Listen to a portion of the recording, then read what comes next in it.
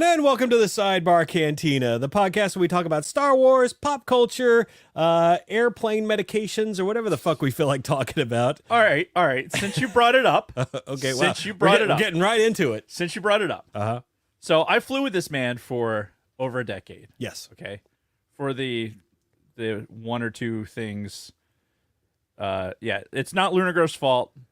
Apparently, we didn't tell her we were going early, but Jason has an early flight tomorrow. Yeah, so we're going on vacation. Right. So I flew with Jason forever. Yes. Right. Yes.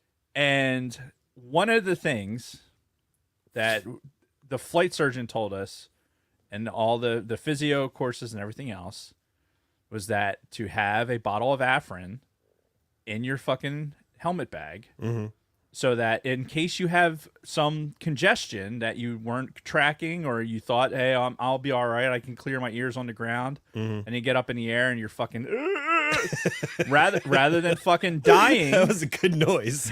Rather than dying. I could do a lot of those. You can use the Afrin and it would help you get down. Right. Right? It's not a long-term thing. It's just like a get down. Because it is habit forming. Afrin can be really bad for you long-term. Oh. Yeah. So it's just like a couple of sprays. Oh, so it's not a pill. It's like a... No, it's a nasal spray. Oh, okay. No, it's not a pill. It's a nasal spray, and it like works right away. Yeah. But now again, I had a lot of sinus issues. Just whatever. My sinus cavity was not happy with flying. Yeah. Flying for almost 20 years was not really compatible with my fucking sinus cavity. That dry air on those 20-hour sorties. And it wasn't until fucking the last maybe 3 years of flying when I discovered like actually doing like the nasal, like I would actually go in and have this like saline nasal rinse thing. Yeah. Like a neti pot almost. And I go up and do that at altitude. Oh, shit. And it was fucking amazing. I can't believe, oh God, if I'd had that early in my career, I would have saved myself from so many fucking sinus infections. Anyway, it was just something that they told you, like, look, have it in your fucking helmet bag. Right.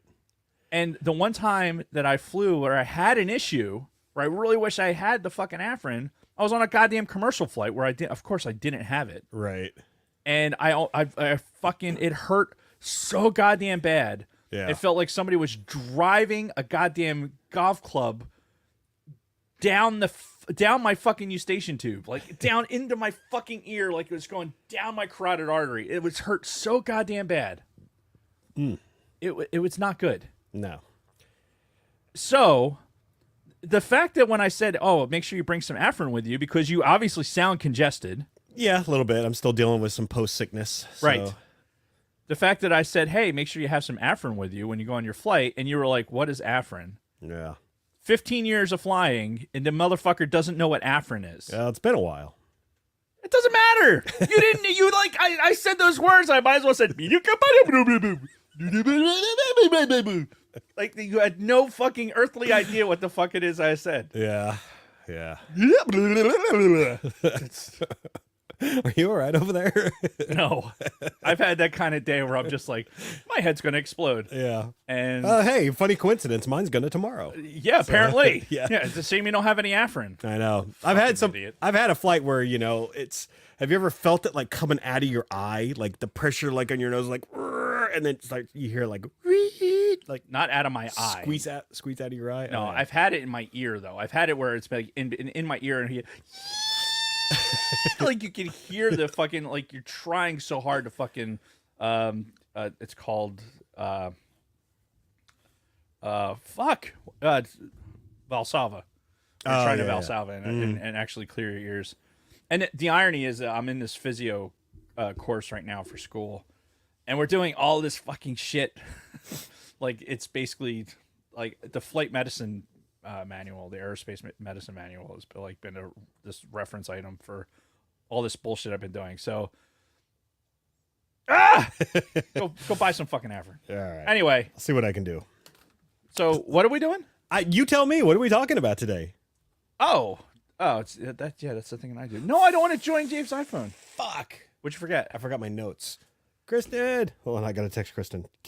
Carry on. Tell them what we're talking about. We are talking about the Mortis arc. Yes, from Clone Wars. From Clone Wars. So it's Clone Wars Season 3. So we're taking a step back into Season 3.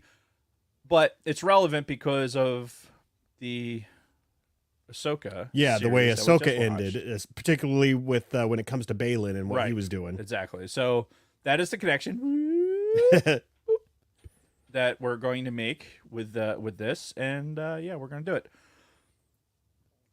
Fun fact: while watching Clone Wars, I watched a bunch of other Clone Wars. Oh, really? Yeah, it's like. You're just like, let's fucking keep it rolling. Well, not like in the same season, but I kind of bounced around a little bit and watched some other stuff. Probably the best way to do it. And God, there is some very poignant things, and there's some very not. But Yeah. it definitely got more mature. Hello, Ah, thank you. You're welcome. Kristen saves the I day have yet notes. again. So you yeah, can't- you were bouncing around. Yes, I was, and ended up watching something because my fucking ADHD has been epic lately, and staying on target has been really, really tough. So I would imagine. trying to get homework done, and while Clone Wars is on, and fucking football, and it's been terrible. Yeah. So anyway, All right. So yeah, Mortis Saga. And yes. before we get into that, we've got all kinds of other business to get to first. So should we start off with Patreon? You can talk about Patreon while I look at the how nicely aligned the fucking clone troopers are. Yeah, I was gonna say, do you like it how it's all the clone troopers kind of looking I at? I like that. Yeah. That's the only saving grace. Dave's upset that I didn't get to finish my rearranging of the Sacred Black series. And there's a big hole over there. There. Watch your finger there. Yeah, that hole. Yes, there's a big gaping hole. Yeah. So it's a process. Big gaping gash. Yeah. Big oozing gash. Yeah, but as you can see, I've gotten to the point now where I've had to turn a lot of my figures sideways, much to my chagrin. I do not like that, but space is an issue, and it's continuing to be an issue. Why is Barbie holding her vagina like that? I don't know. That's the Barbie from the celebration where the couple of the girls brought like fucking horror Barbies. Right. Yeah, so this is I one just of the horror noticed Barbies. that. Why is she's like she's either playing with herself or she's doing something. Yeah. She's double clicking the mouse over there. Yep. Anyway. So anyway, what the sacred Oh yeah, I was gonna do Patreon. Oh my god. We'd like to give a huge shout out to all of our current patrons: Chantal from Pop My Culture, Don Solsky, Scott and Kim from the Use and Abuse podcast, Frank Kalevich, Wally Frogmore, Tina Land, Carly Vickers, Dragon Buddy, Nick from Sweet Studios, Steve Long, Kristen Roscom, Janine Vickers, Shotgun Mark, Sterling Azier, Lord Helmet Fire, Frederick Martin, my wonderful mother-in-law Patricia Goodstein, The Orange and Fett Show, Ivo G, David Schmuck, Catherine Reddick, and Helen Martin. If you'd like to consider becoming a supporter, you can find us at patreon.com/the Sidebar Cantina. Thank you again to all of our listeners and supporters. You are the reason why we do this, and I think we've got another giveaway coming up the week after I get back from vacation. Yes, speaking of Lord Helmet Fire, I stopped in and saw him today before the show. Oh, And he gave us one of these. He actually gave us two of these. He gave me two of these, and I obviously had to have one. right. Because TIE Fighter, right? But do you know what this is? It looks like it's a holder for something. Right. It's a holder for an Echo Dot. Oh. So you put That's cool. You put the Alexa device in there, Uh-huh. and it has the opening in the bottom. Yeah. And it's just boop, it's just a holder. Oh, that's cool. I can't fucking wait to get home. So the problem with this is that I have the Alexa device that I have in my office area is one of those bigger ones, like it's a taller one. Yeah. So that's going to have to get swapped out for one that fits in this. But yeah, so he gave us that to use as a giveaway. Oh, nice. So Well, thank you, sir. We appreciate it. yes, thank you, Lord Helmet Fire. So Awesome. yeah, we will keep this in here and Kristen, if you're listening, and you're not still on the phone, you know what? This is probably going to be in the way if I leave it over there. I don't think so. Oh, okay. Well, I have a few Black Series figures this week, so All right, it'll be all right. okay. So yeah, that's it for Patreon. You got anything for Sidebar headlines? I do the new holiday design and $15 T-shirts. Hang on. I didn't read it properly. Oh, okay. New holiday design and $15 T-shirts. God damn. It's in caps. It's in all caps. LG uploaded a festive new limited design for our TeePublic merch shop. Perfect for the holidays. Go to bio.link/the Sidebar Cantina and click on merch to check it out. More info after the show. I'm sitting here thinking, like, wait a minute, have I seen this? Yes, she sent it in the group text. Oh, okay. And the show group text Right. where right. information gets passed between entities. Factual, where Yes. we did not Where we did not notify Lunar Girl that we were going early today, even though we talked about it at 8:30 this morning. it wasn't that early. No, well, that's when you sent me the initial text. I just didn't respond to it till later. Oh, okay. Sorry, Lunar Girl. It's not her fault. It's our fault. We suck. Anyway, so is that it for the headlines? Cobweb, What yes. are you doing? There's a cobweb on it. Oh my god. I don't want it to show up on the. All right. So initially I had a day in Star Wars for this segment of the show, but we had a little bit of news, not 100% confirmed, kind of confirmed. Oh, It's just in.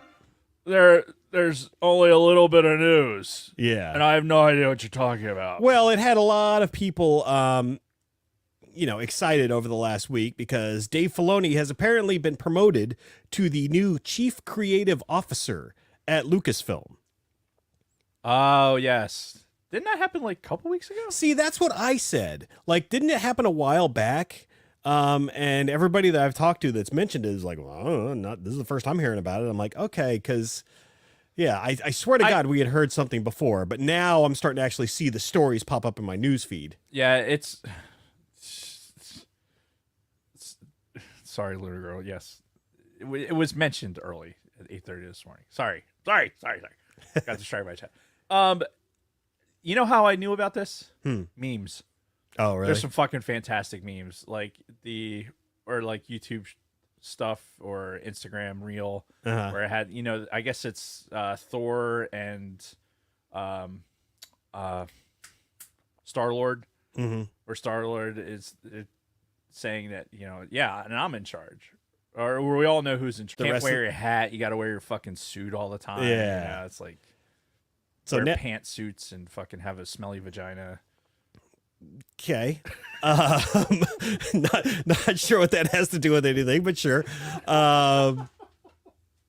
So yeah, he's the chief creative officer, and he's basically going to dictate where the story aspect of Star Wars goes from here. Whereas this other chick, Carrie Beck, is now in charge of, she's the head of development. Oh. So they're both kind of taking things off of Kathleen Kennedy's plate. Right. Whereas Dave's now in charge of the creative, where the story's going. This chick, Carrie Beck, is now essentially, from what I've read, she's the one who's going to be interviewing showrunners and movie developers, and she's going to be picking and choosing the directors and writers that come on to these projects. Right. While Filoni is, again, the creative direction, which is good, except apparently this Carrie Beck chick she's kind of like Kathleen Kennedy's little lackey. And from what I can tell, she doesn't really have much in the way of, I don't know, experience. I looked at her IMDb page. She wrote a lot of the Lego Star Wars shows that are on Disney Plus, which I haven't watched any of that stuff. I haven't really either. As big of a Lego nerd as I am, some of the little kid stories, I couldn't. Yeah. So I don't know, but she's been with Lucasfilm for over a decade now. So I mean, it's still good. They're getting Kathleen Kennedy less involved. Plus, her contract is up next year, and most people are thinking she's going to be stepping down or retiring next year. Encouraged to retire, like a colonel with a DUI, just right? Encouraged to retire. Yeah. Or the chief master sergeant who's boning one of his right. his subordinates and trying to get her promoted and all that. Or one of the ones that got caught drunk at work, found sleeping underneath his desk. Yeah. All hypothetical, of course. All Like, hypothetical. This is just, right off the top of our Completely- heads. Completely hypothetical, just making it up as we go. Yeah. But, just, again, forced retirement, essentially, is what Right. happens. No real punishment. It's just, it'd be best if you left now. Right. But then they do leave, and then they get 100% disability for being just drunk assholes. Yeah. Yeah. It's a fucked up world. God, I can't wait. I got to finish that book. Which one? The book I'm writing. Oh, your book. Yeah. So, Yeah. well, we'll get into that at another time. But yeah, no, I wanted to bring up the whole Filoni thing because this has got to be a good thing no matter what. What fruit it bears, who knows? Who knows where we're going to be? We don't even know when the fuck all these shows that were being worked on are coming out. All right, so in Filoni we trust, right? Yes. It has been our kind of moniker. Mm-hmm. But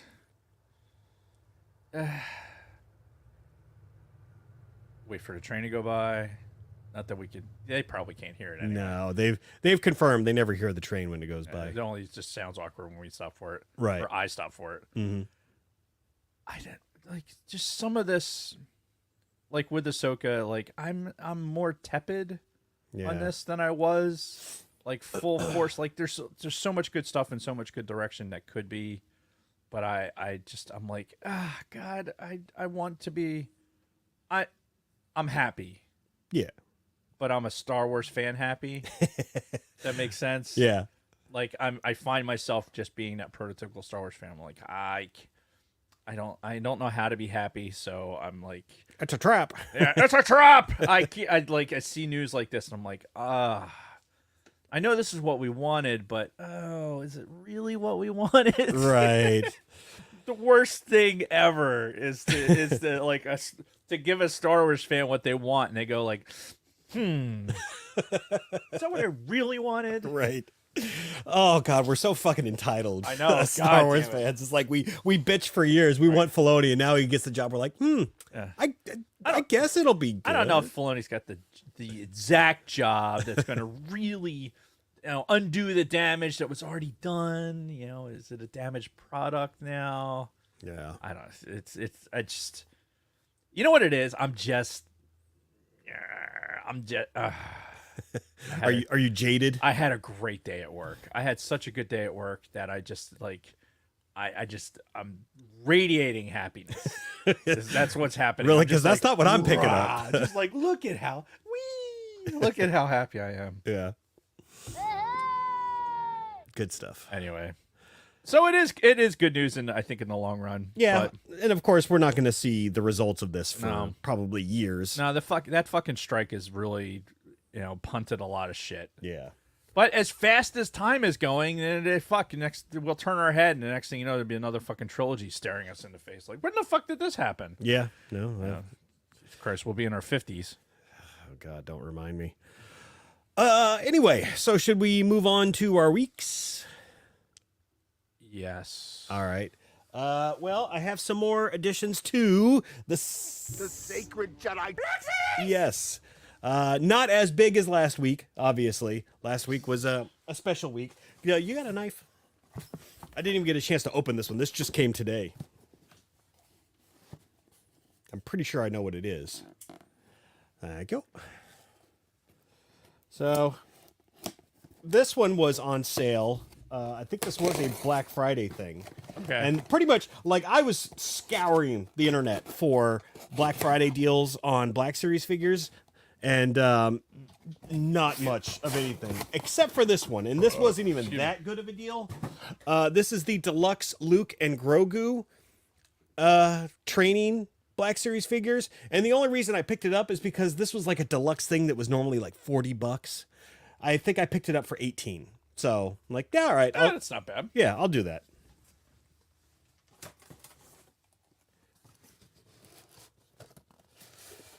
So I've been getting a lot of these credit collection ones because they've all been going on super clearance lately. And I got this one because A, it was cheap, and B, I didn't think I had it. And then I looked at my stuff. I'm like, oh shit, I already have this. So this is going to be getting opened. It's the Mandalorian credit collection where he's all spray painted for reasons.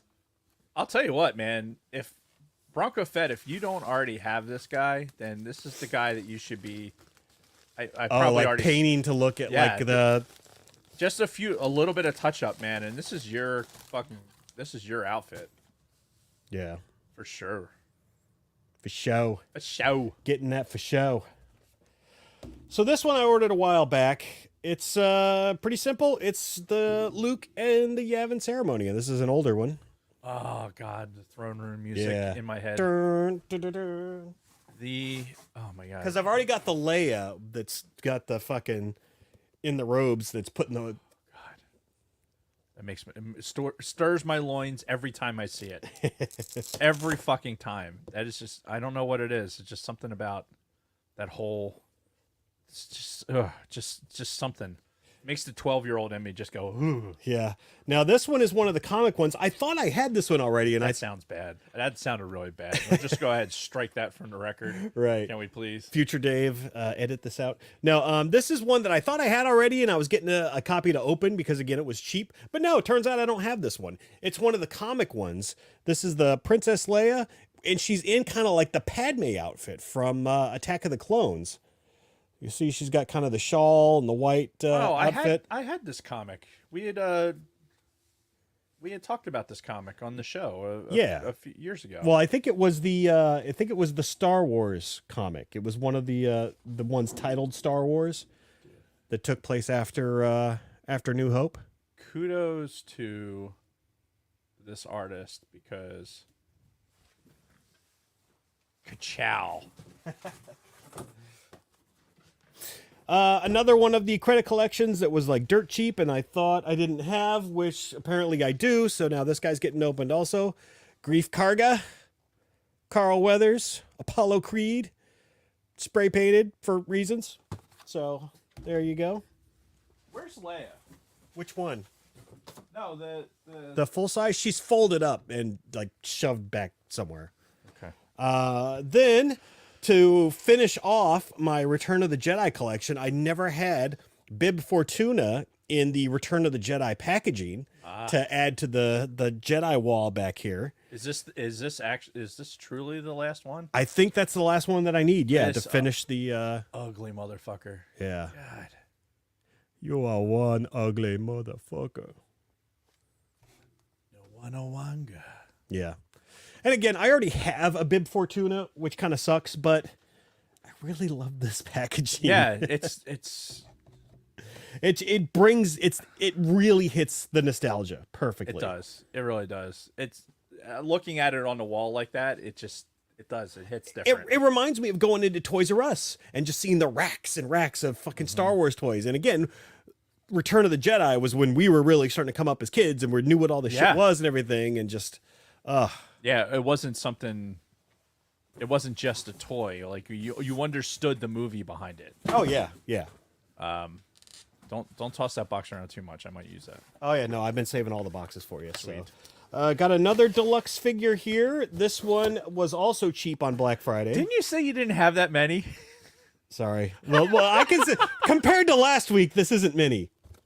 But this one I was gonna pass on this one because it was another deluxe figure that was like way overpriced, like $60, $50 or $60. I'm like, I already have those. But then it went on sale on Black Friday, so it's the Ned B and Purge Trooper in a carbonized 2-pack, and it was an Amazon exclusive, I believe. Oh, neat. Yeah. So, yeah, I'm considering now that I have that one, opening my Ned B that I have by himself, because he's in the fucking the plastic free packaging, so he's really hard to display anyway. So if I'm not gonna have two in fucking plastic free packaging, so I might as well open one. And then this one I did have a copy of already, but oh wait, no, never mind, that's something different. We'll pause on that. Oh, and that one too. Okay, so that's it. We're done. Okay. Don't worry about those last two. That was that's a whole something else. What's Dave gonna put in the box? Dave is What's in the box? Dave's using the boxes as he's selling pops, he's using them for shipping. What's in the fucking box? Yeah. So besides that, the only other thing that's been occupying my time has been prepping for Las Vegas, which we are departing for mañana. Viva Las Vegas. Hell yeah. My oldest son is turning 21 in a couple days, Ridiculous. and we're taking him to Las Vegas for his 21st birthday. And it should be good. Very excited. My parents are both going to drive down and visit us while we're there, because it's only like a 5-hour drive from home. So Nice. yeah, so we've got a lot planned, and it's only going to be 4 days, so it's going to be, go, go, go. You staying on the main strip? You staying? Oh yeah, yeah. We're staying at New York, and then the Venetian. Okay. Yeah. Yeah, 2 different spots. Yeah, so all of us are staying at New York the first couple days. Kristen and I are going to our special suite in the Venetian, while the kids are going to Fremont Street with my mom. Okay. So, Nice. yeah. So everybody wins. Yeah, it sounds like it. Yeah, but it's going to be a great time. Are you going to do the gondola ride while you're at the Venetian? That's probably not a bad idea. Yeah. Got to do it once. I double check, make sure you don't need reservations for that, though. Yeah, you probably do. Check it now. Well, not right now. Yeah, I was going to say. Not right this doing second. the goddamn podcast right now, Dave. Has that stopped us from anything before? No, Like, no, oh, it wait, hasn't. I need to buy something right Yeah. now. Wait. Let me Google this real quick. Yeah. Mid-show.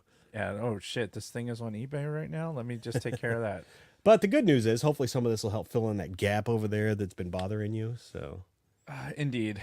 but anyway, yeah, Las Vegas should be a lot of fun. If you follow me on social media, keep an eye out for pictures. And yeah, that's it. And I mean, next weekend is going to be the NFL game of the year, I think. It is. So It is indeed. So I was going to make a suggestion Mhm. about potentially having maybe a watch party Okay. for that for the game. Mhm. So, but Like we'll a see. physical in-person watch party, or Yeah, like Okay. a in-person watch party. yeah. You know, Well, see, I don't know. The last time I came to your house and we watched the fucking 49ers and the Eagles, it did not end well at all. Maybe that's what he's trying to do. what? He's so superstitious. I would not put it past him at all. You sneaky motherfucker. I don't know what you're talking about. It would be great content for the show. Be great content for the show. I don't know what you're talking about. All right, I will. Wouldn't it be good content for the show? Tell them, people. Tell them. So you're talking like us being there and also like turning on a camera while we're watching the game? Yeah, for a little bit, Okay. All right. or at least at the end, so we can see Dave crying on the fucking floor. I mean, I just want to see Purdy make more than one pass attempt in the game. Yeah, when he makes his second one, he'll have done 100% more than he did the last time. Yeah, one fucking pass before the Eagles knocked him out of the goddamn game. It's like, Yeah. oh, come on. Yeah. Yeah. Well, you know. So, yeah, good rematch, though. What the hell? Oh, fucking Judas motherfucker. Ooh. Yeah, we should. That'd be a tough ticket to get at this point, though. Yeah. And yeah, we're not getting home until Saturday night, like late Saturday night from Vegas. So Like that. either way, well, It's not a 1:00 game, is it? I think no, it's it's a 4:30. 4:30, and Yeah. I'm shocked they haven't flexed it to the 8 o'clock game. Honestly, I don't know. I don't know who the 8:00 game is. I don't think they've gotten to that point. there's yet. nothing that could be better than this game. Like agreed. literally, this has got to be the game of the year so far. Especially after the Bills game. Yeah, That just happened. So Yeah. Jesus Christ. like both teams are hot right now.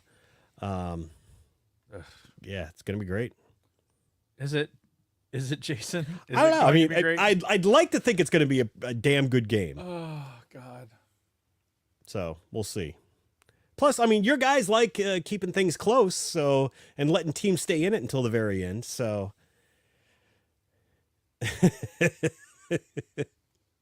I mean, the 49ers, they just like to beat people like 30-10 Right. consistently. Right, But you guys are like, no. We our fans paid good money to come see a close, tight game. So Right. that's what we're going to deliver for them. Right. What's the 49ers record right now? 8-3. Okay. Yeah. 8-3. Yeah. So anyway, that's it for my week. You can. Well, the beginning of my week was just going to be talking about how the Eagles football team is trying to kill me. I wanted to text you yesterday. I'm like, no, he's probably like an emotional wreck right now. I'm not gonna, Dude. And I try so hard. I'm like, look, this is I'm here to tell you, I am a atypical Eagles fan, because I live and die by what the fucking team is doing.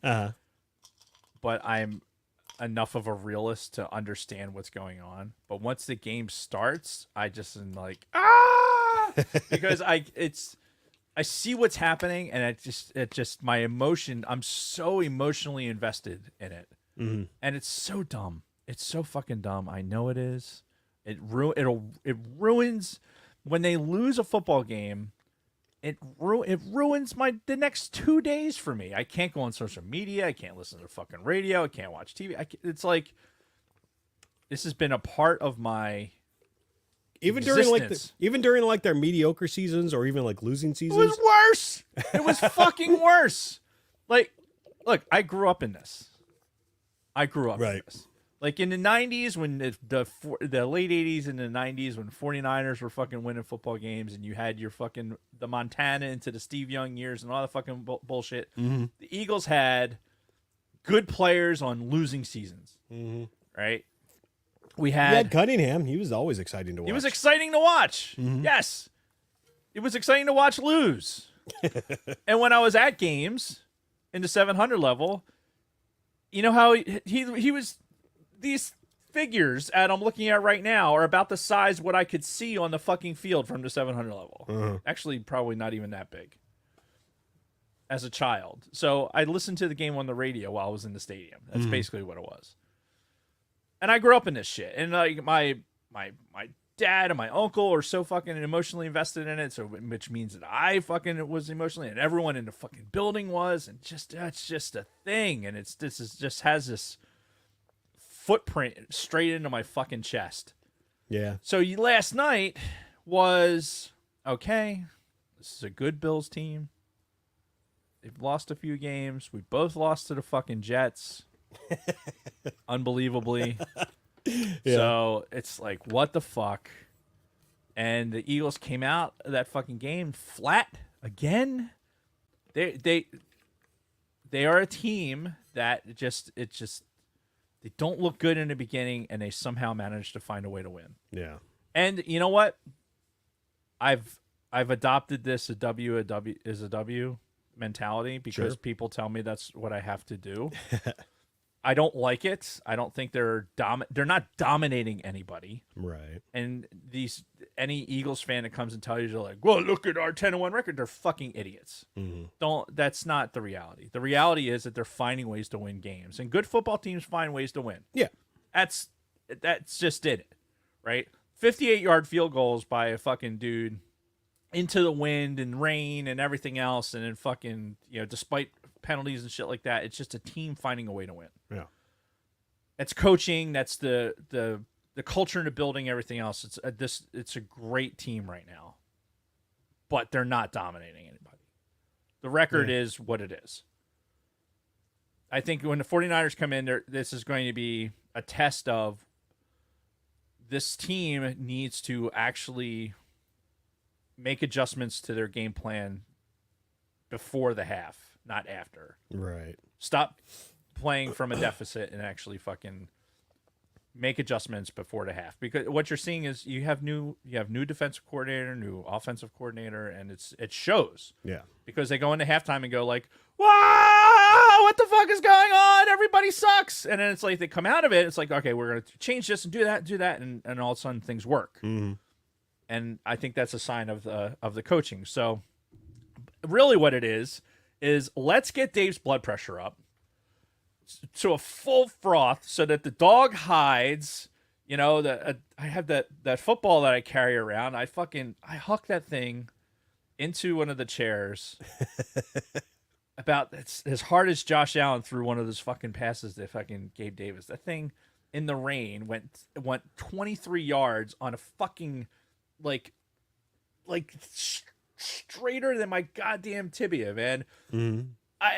I couldn't believe how fucking hard he threw that ball. And so I got some point in the game. I threw that fucking ball into the chair, fucking bounced up, hit the goddamn ceiling, came right down on top of one of my fucking C-32 models. Oh no. Yeah, broke one, a fucking horizontal stab. Ah. Yeah, so that's going to require some gluing and some paint. Yeah. But I'm like, God damn it! I can go into it so rationally, right? Fantasy football and betting and everything else. I can go into it so rationally and understand everything, and I understand football. But then when it's game time and I got my fucking shit on, and you know, it's emotionally overwhelming. And I was so amped up. I didn't get to sleep till like 1 a.m. Like, I was just so amped up, and it's just this is as much part of my fucking being as anything. So Yeah. it's look, it's a good team that finds ways to win, but they're not dominating on anybody. So Yeah. hopefully they're going to find a way to beat fucking the Brock Lobster and his fucking band of cronies. I mean, if you do win this game, I mean, that's pretty much a shoe-in for home field at this point. Yeah. I mean, it's that'll prove to me that, like, okay, because I mean, you've beat some of the best teams in the league between the Chiefs, yeah, the fucking Cowboys. Just fucking Cowboys, man. But I like the narrative being on the fucking 49ers and the Cowboys, because then it just like, yeah, the Eagles are 10-1. But let's talk about Dak Prescott. Fucking Dak Prescott's the best thing ever. Every week I see on, like, I don't know all but like 2 Cowboys fans. I don't follow any Cowboys football pages, yet I see fucking Dak Prescott memes. Every week after they win, they beat up on fucking Washington. Oh, we're the best fucking team ever, yeah. It's Dak Prescott. Like, you get any of the national media, it's like, oh, Dak Prescott's the best. Just fucking choking on it. Like, come on, guys. Yeah, guys, let it go. Just fucking relax for a second here. Take a breath, right? CeeDee Lamb is a fucking beast. Mm-hmm. If I was throwing to him, I'd look fucking good too. Yeah, I mean, and so it's just calm the fuck down. Yeah, I mean, legitimately, I could say that the Cowboys are probably the 4th best team in the NFC. Like, Detroit, they had a pretty rough loss over Thanksgiving, but before that, they were looking like at least the number 3 team in the conference. Yeah, fuck the Cowboys. Fuck all these ass hats that just like want to celebrate. Oh, Cowboys are the best team in the NFL. Okay. No. Sure. Definitely not. Sure they are. You go with yeah. Whatever. Anyway, so yes, the Eagles are trying to kill me. I was quite literally having palpitations, which is not good at my age. If you follow us on Discord, and maybe Luna Girl will post a link to a Discord in the chat, and you can become a member of our Discord server. But we have our Space and Shit channel where I talked about it before. I keep a window of the International Space Station kind of in the corner of my screen for when I'm doing homework and shit, just because I like seeing the Earth go by. Sure. Dude, the other day, it happened to be floating by, and a thunderstorm caught my eye. Oh, really? As it was going by. So it was night. It was a nighttime pass. So it's like it was black except for a couple, like, you know, little bits of the white balance coming through the camera. But it was just black. So, and you don't see the station at all, right? Because there's no sun shining on it. And so I'm typing something for doing some homework or whatever, and all of a sudden I see like pop, pop, pop. I see these like little white flashes. I'm like, the fuck was that? Yeah. And then I see it again, and it's just like this like explosion, like this little white explosion, and you see it kind of like fan out like this, and you just make out the outlines of the fucking clouds. Mm-hmm. And then I'm like, whoa! So I like kind of rewound, and then like went to where's ISS and fucking found where it was, see if I can, you know, figure out where the storm was or whatever. And it was just a fucking cool perspective Because I mean, we've flown over thunderstorms before. We kind of Over, under, around, and through. and through. Yes, yes. St. Elmo's fire just glowing on the fucking panel. Yeah. Ugh. Anyway, well, yeah. So we've had the 37,000-foot view of that, but getting the, 210-mile view of that or whatever, 210 miles, I think. Anyway, yeah, seeing it from that perspective was just so fucking cool, and especially because it was at night and it just like just flashed so bright. Because I'll see every once in a while on a night pass, it'll pass over some populated areas, and so you see the lights of the city or whatever as it goes by, and it's just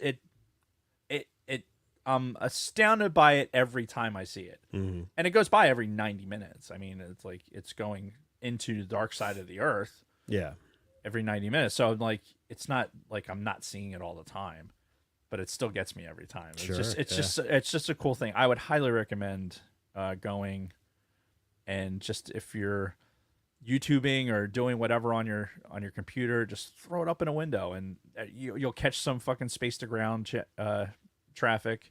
They'll be talking about some fucking the toilet isn't working. What breaker do we got to pull? Like type message traffic. Seriously, it's like shit like that. It's kind of crazy.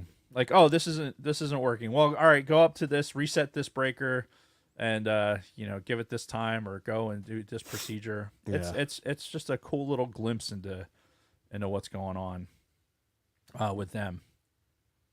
I have one more thing. Okay. So actually, I guess technically it's two more things, but I already talked about this on the remote pod. So I brought it in to keep at the studio. Oh man, this feels great. Very heavy. That's what she said. Yeah, it's the Leia's droid from Layla. fucking Layla. Yeah, Okay, Leia and Layla. I think it's Layla. Yeah, That's what's in my head. Sure. Push the button. Huh? Oh, hang on. We'll fan it out again, and we'll. Nice. I like it. Yeah, it's cool to do that. Yeah. So we were at Walmart. Did you get that text? I sent you? did, and I never got a chance to respond, but yeah, I actually need a couple of those, so I might have to make a trip. So while we were in there, they had the Lego Advent calendar. Oh, right? yeah. And I had already gotten one when it like first came out, and it was like $40 or whatever. Sure. When it first came out. Yeah. They had it there on clearance for $20. Oh. I'm like, well, I want it to open. Yeah. So we're going to get it. Yeah. And Kathy made the mistake of actually finding it first. So, and then she's like, oh, look, it's $20. I'm like, well, we're getting it. Yeah. It was the last one on the shelf too. So had there been more, would you have gotten more? Probably not. Okay. Because I already have one. So now I have two. Okay. And I'm probably going to open the other one also. Yeah, I didn't realize you kept them not opened. Do you do that with every advent calendar? No. And I don't have unopened Legos either. Like I have some sets that have unopened parts, but that's because I didn't care about that particular part. Like I was building it for a specific thing. Yeah. Like for example, the Jurassic Park stuff. Like I didn't really care about building the entire thing in Jurassic Park. I just wanted the Jeep. So I took the bag that had the Jeep stuff in it. Okay.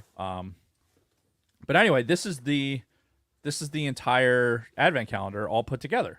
Nice. So, spoiler alert if you have the advent calendar, but I'll let you take a look at what's in here, and then you can pick out your favorites. It's not in any date order. I just like put it back. This is me. But this is this year's. This is this year's. This is me. I was putting it before the Eagles game started. I was supposed to be working on homework, and I just was like, oh, well, I'm just going to open this. I have this exact Black Series figure. It's the Ewok that's white with the green hood. Nice. Yeah, because that's one of the holiday Black Series figures. Which Does it have the same sweater on? Yeah, right there. Look. The guy on the top right. Oh, look at that. Yeah. That's fucking hilarious. Of course, I love fucking... I'm sorry, you were saying something. No, I was just me nervously getting out some energy while the game was going on. Yeah. We're getting ready for the game. I love the Palpatine. Right. He's got the coffee. I've been watching the Robot Chicken Star Wars stuff a lot lately. Uh-huh. And like I keep going back to the Palpatine one, like the best of Palpatine. Oh my god. Because that one's so good. And I love the fucking end too, where he's like he's falling, he hits the Falcon, his fucking robes rip off, Right, and Lando's like, oh god. Yes. And then he like wipes him off, and then he's like, after the Death Star explodes and he's floating, he's like, oh, you decided to stick around to see my naked floating corpse. Yep. Just what Mama Palpatine always wanted for me. And then he's like, well, if you're looking for one final message, well, here it is. Fuck you. He turns around. Yeah, it's so good. It is so fucking good. Yeah. Oh, it's even got his throne as a separate day. Yeah, it's a separate day. Palpatine's throne. Yeah, there's a couple of cool little ones. The Star Destroyer that's in there is actually pretty cool. So, and here's the thing. Like, what I would appreciate It's more. so clever. It's I know. like 5 pieces and it looks good. It's Look at that. It's great. Isn't that awesome? So what kills me about this is you open it up and there's a different day or whatever, but almost all of the stuff that, is inside there is on the box. Oh, so there's no surprise? So there's no surprises. Like, you know what minifigures are going to be in there. Right. You know that Leia and the Ewok and Palpatine. It's okay. Whoops. I fucked up.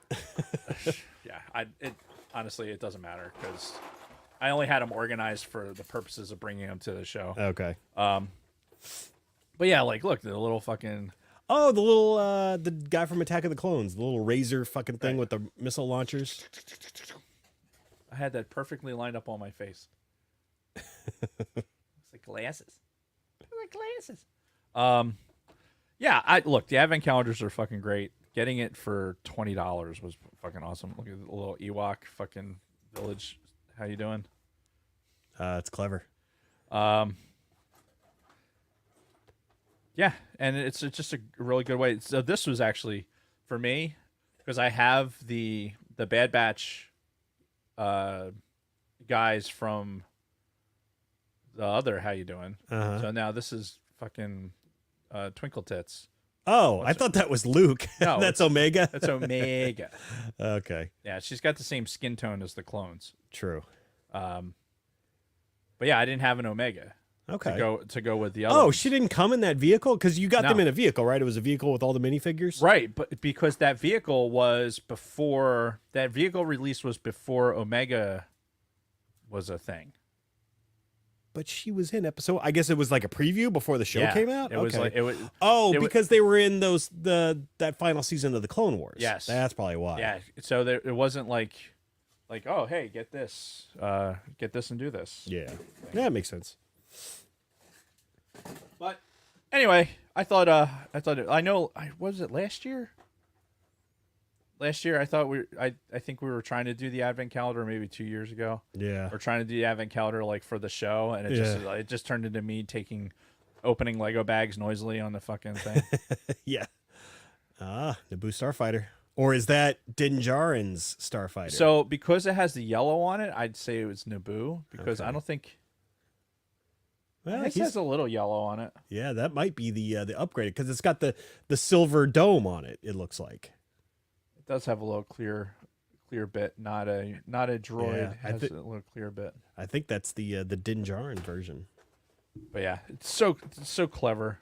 Yeah, They had Leia with dual wield pistols. she's in her indoor outfit. Yeah, a lot of this is Endor based. Yeah, and it's probably because of the 40th anniversary of Jedi. Yeah. Because we're still technically in that year for another month. Yeah, which makes sense, right? This is the doors to the Oh yeah. right. Everyone, so this is one of those like, if I show you this and you're a Star Wars fan, you know exactly what that is. Yeah, you don't even have to think about it. What that is to represent. Mm-hmm. So anyway, I thought it was cool. I figured I'd bring it in. before the minifigures are going to end up in my my Legos display. Hold on.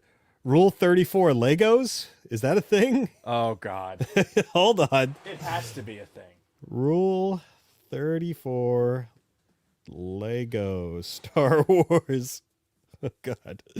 That's not going to be good. Well, yeah. Somebody brought it up in the chat. Oh God. Yep. There it is. Let me see.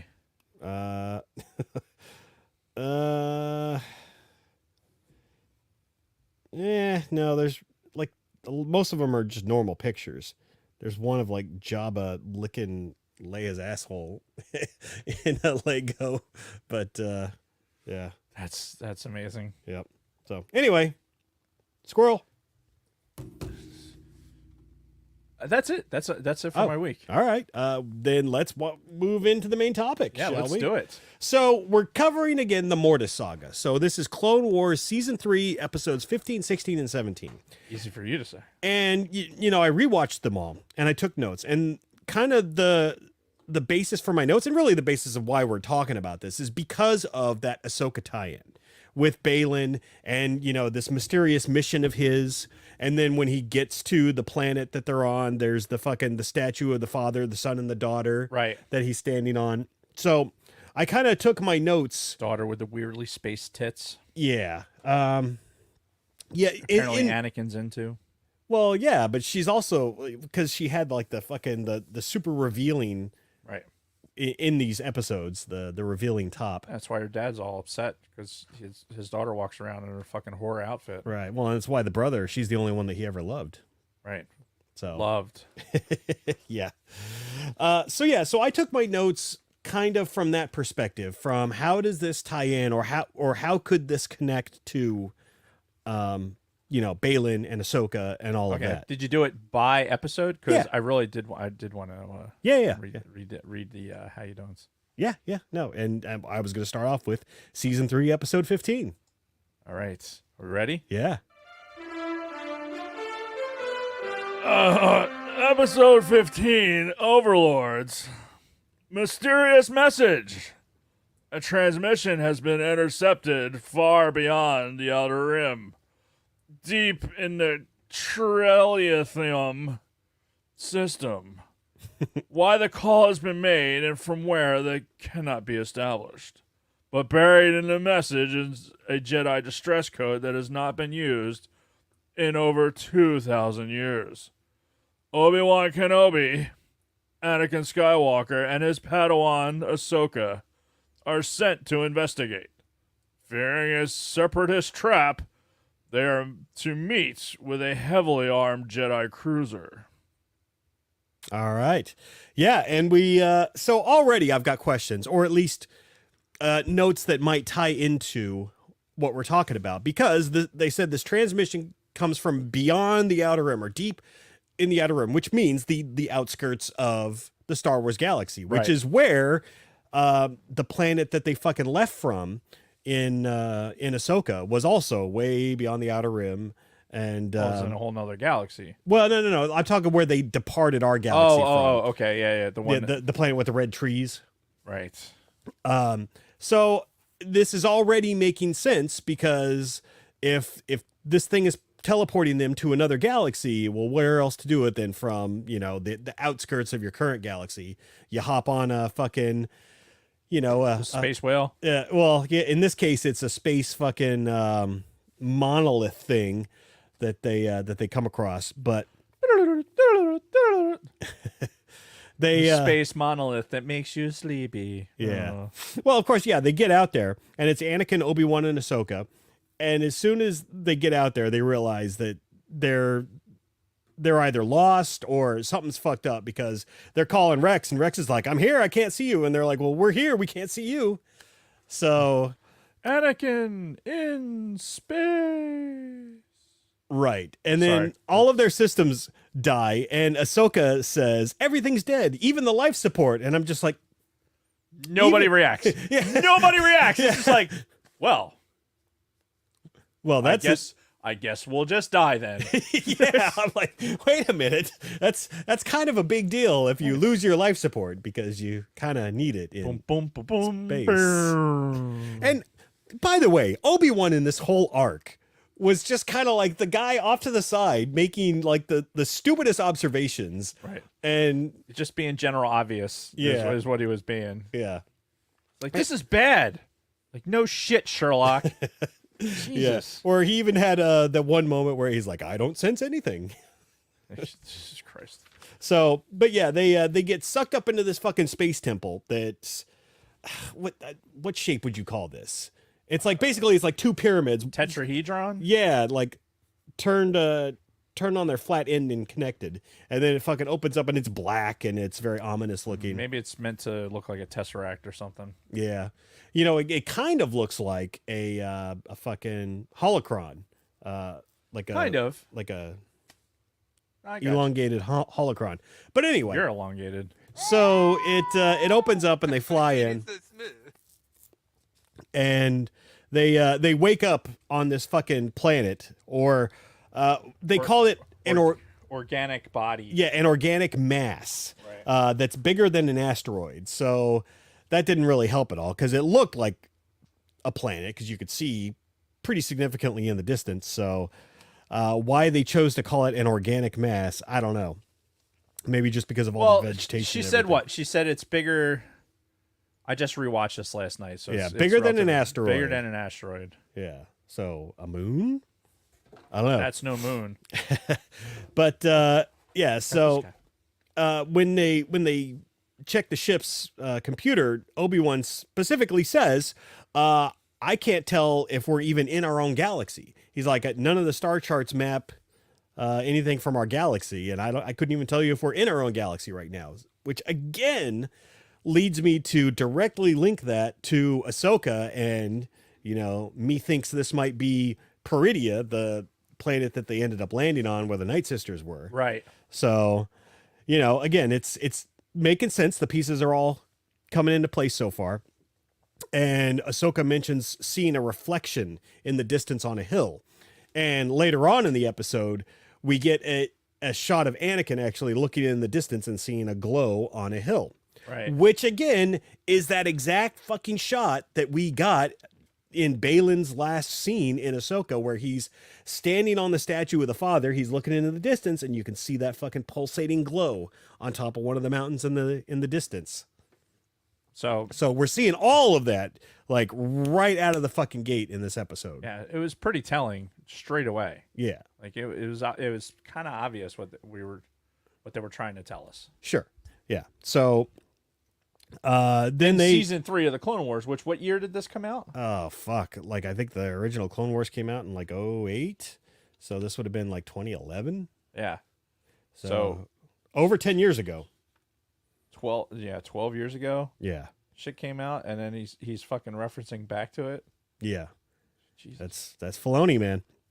Though, by the way, I looked at the credits for this episode, and Dave actually didn't write or direct any of these episodes. He was the executive producer or whatever, but he was not the writer or director on these. Perfect. Take that for whatever you want. But they come across the daughter, right? And this is when she's like whispering to Anakin, and he's like, "Did you guys hear something?" And Obi-Wan's like, "I don't hear anything." Right.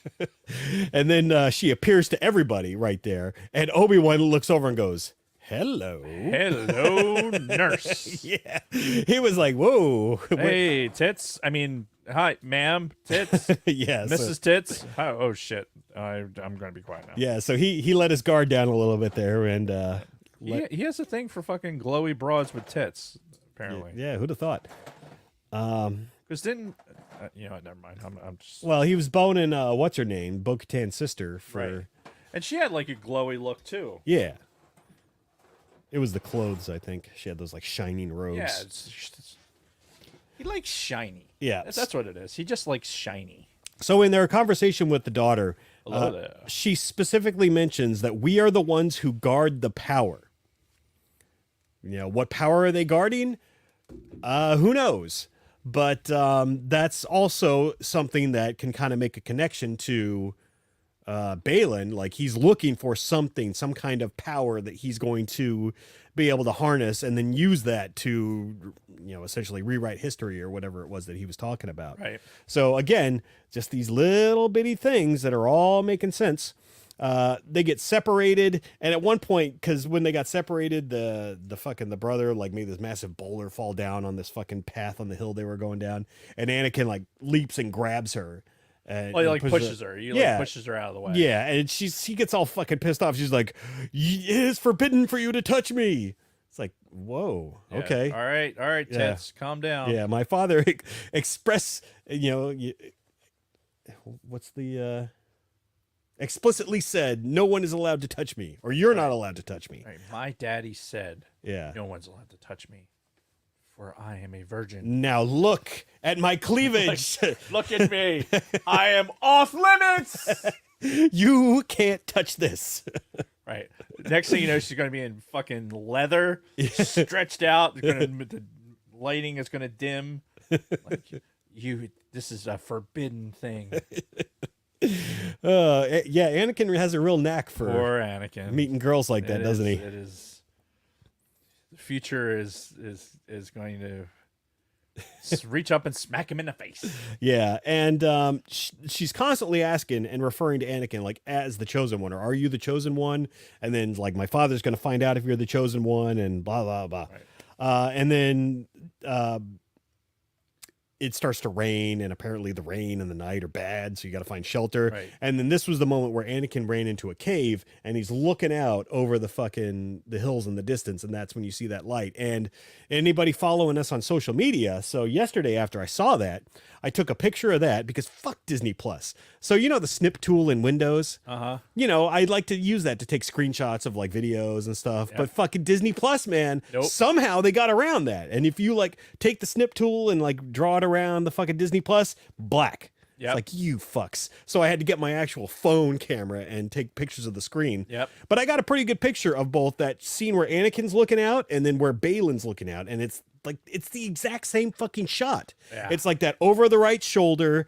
You can just see the side of their head looking out into the mountains, little glowy beacon on the top of one. Yeah. No, it's a So- great shot. It's a great compare contrast shot. Yep. So again, it's just the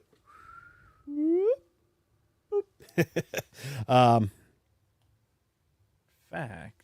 yeah. So sorry, I lost my place in my notes.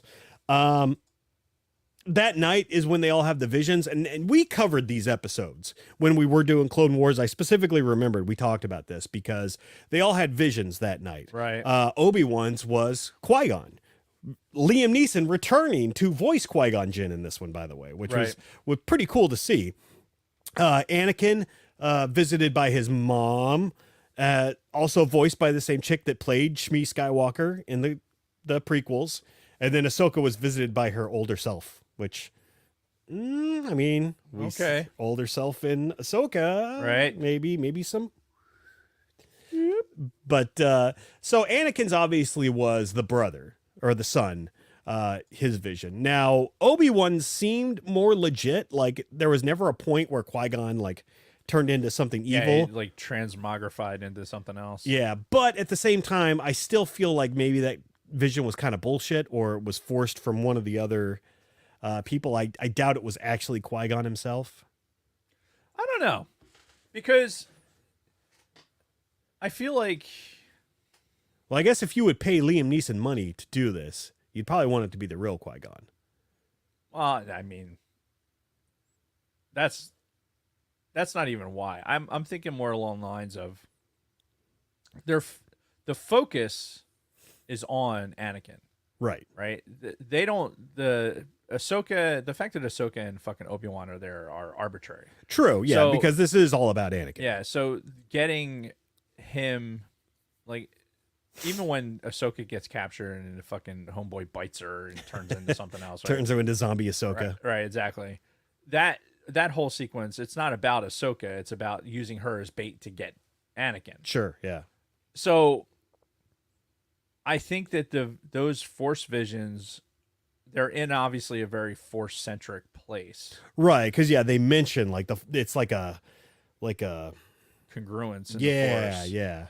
And so I think that's where you could have like a vision, like Liam Neeson or Qui-Gon coming back. could Yeah. show up, or some future vision of Ahsoka could potentially show up. Yeah. I think that's where that is viable. Okay. Take that for what it is. I mean, I don't, because at the end of it, like even what Ahsoka says, there's no like Ahsoka's vision doesn't say anything that's wrong. Right, because and this happens a couple of times where they keep telling Ahsoka, if you stay his apprentice, you might not live to see too many more days. Essentially, like it might be the end of you if you remain his apprentice and you need to leave. Which, come to find out, she did leave eventually. Yeah, she does. She leaves the Jedi Order, and she survived.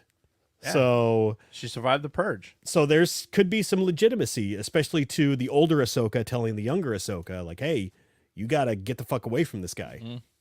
Yeah, yeah, you gotta get the fuck out of here. So, and again, I could definitely buy that, and that even potentially being some sort of a vision of future Ahsoka. Then we meet the father, right, and he talks about how he maintains balance between his son and his daughter. One's leaning towards the dark, one's leaning towards the light. He keeps them in balance. And he basically gives Anakin a test. This leads up to the brother capturing, I think it's Obi-Wan, and the daughter capturing Ahsoka, or maybe it's backwards. They grab him, I think, at the same time. Yeah, because they have these bird forms that they can turn into, right? And they can come down, and like one Griffin looking, and the other one's like a bat. Yeah. It looks like some drawing throwaway from the fucking How to Train Your Dragon. Yeah, that's movie. true. Yeah, actually, the face does look just like that. Yeah. So, but and they do this test, and it's basically the father tells him he's got to choose. He's got to choose one to save. Right. Right. Either the Obi-Wan or Ahsoka, and of course Anakin's just like, nope. Fucking tames them both, forces them both to kneel and to surrender. And then the father's like, "Oh, you are the chosen one. You brought the balance. You passed the test." Right. Meanwhile, it's more like, no, this motherfucker. See, every time like these feats of strength come out in my brain, that's what I call them. These feats of strength, when they're doing like extra forcey shit. Sure.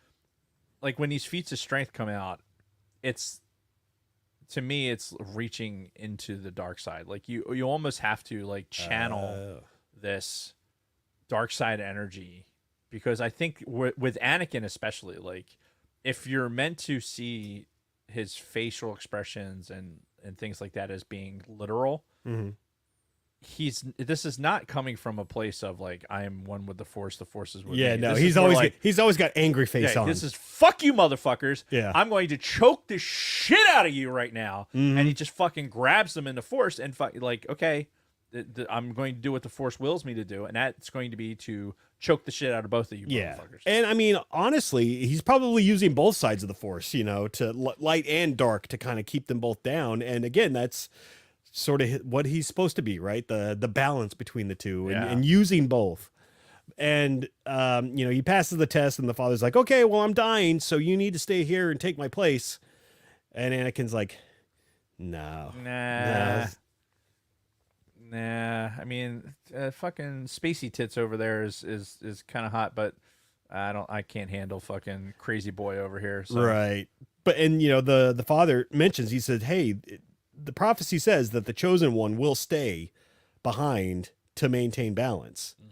So again, so we've got potentially two different things, because we've got the prophecy allegedly in our own galaxy. The one who will bring balance to the force, whatever the fuck that means. And then you've got this whole other place in this whole other galaxy and their own little balance issue. Are they the same thing? Are they separate? Who the hell knows? I think the force is the force, right? Yeah. And when you're... Is it in the first episode when they're...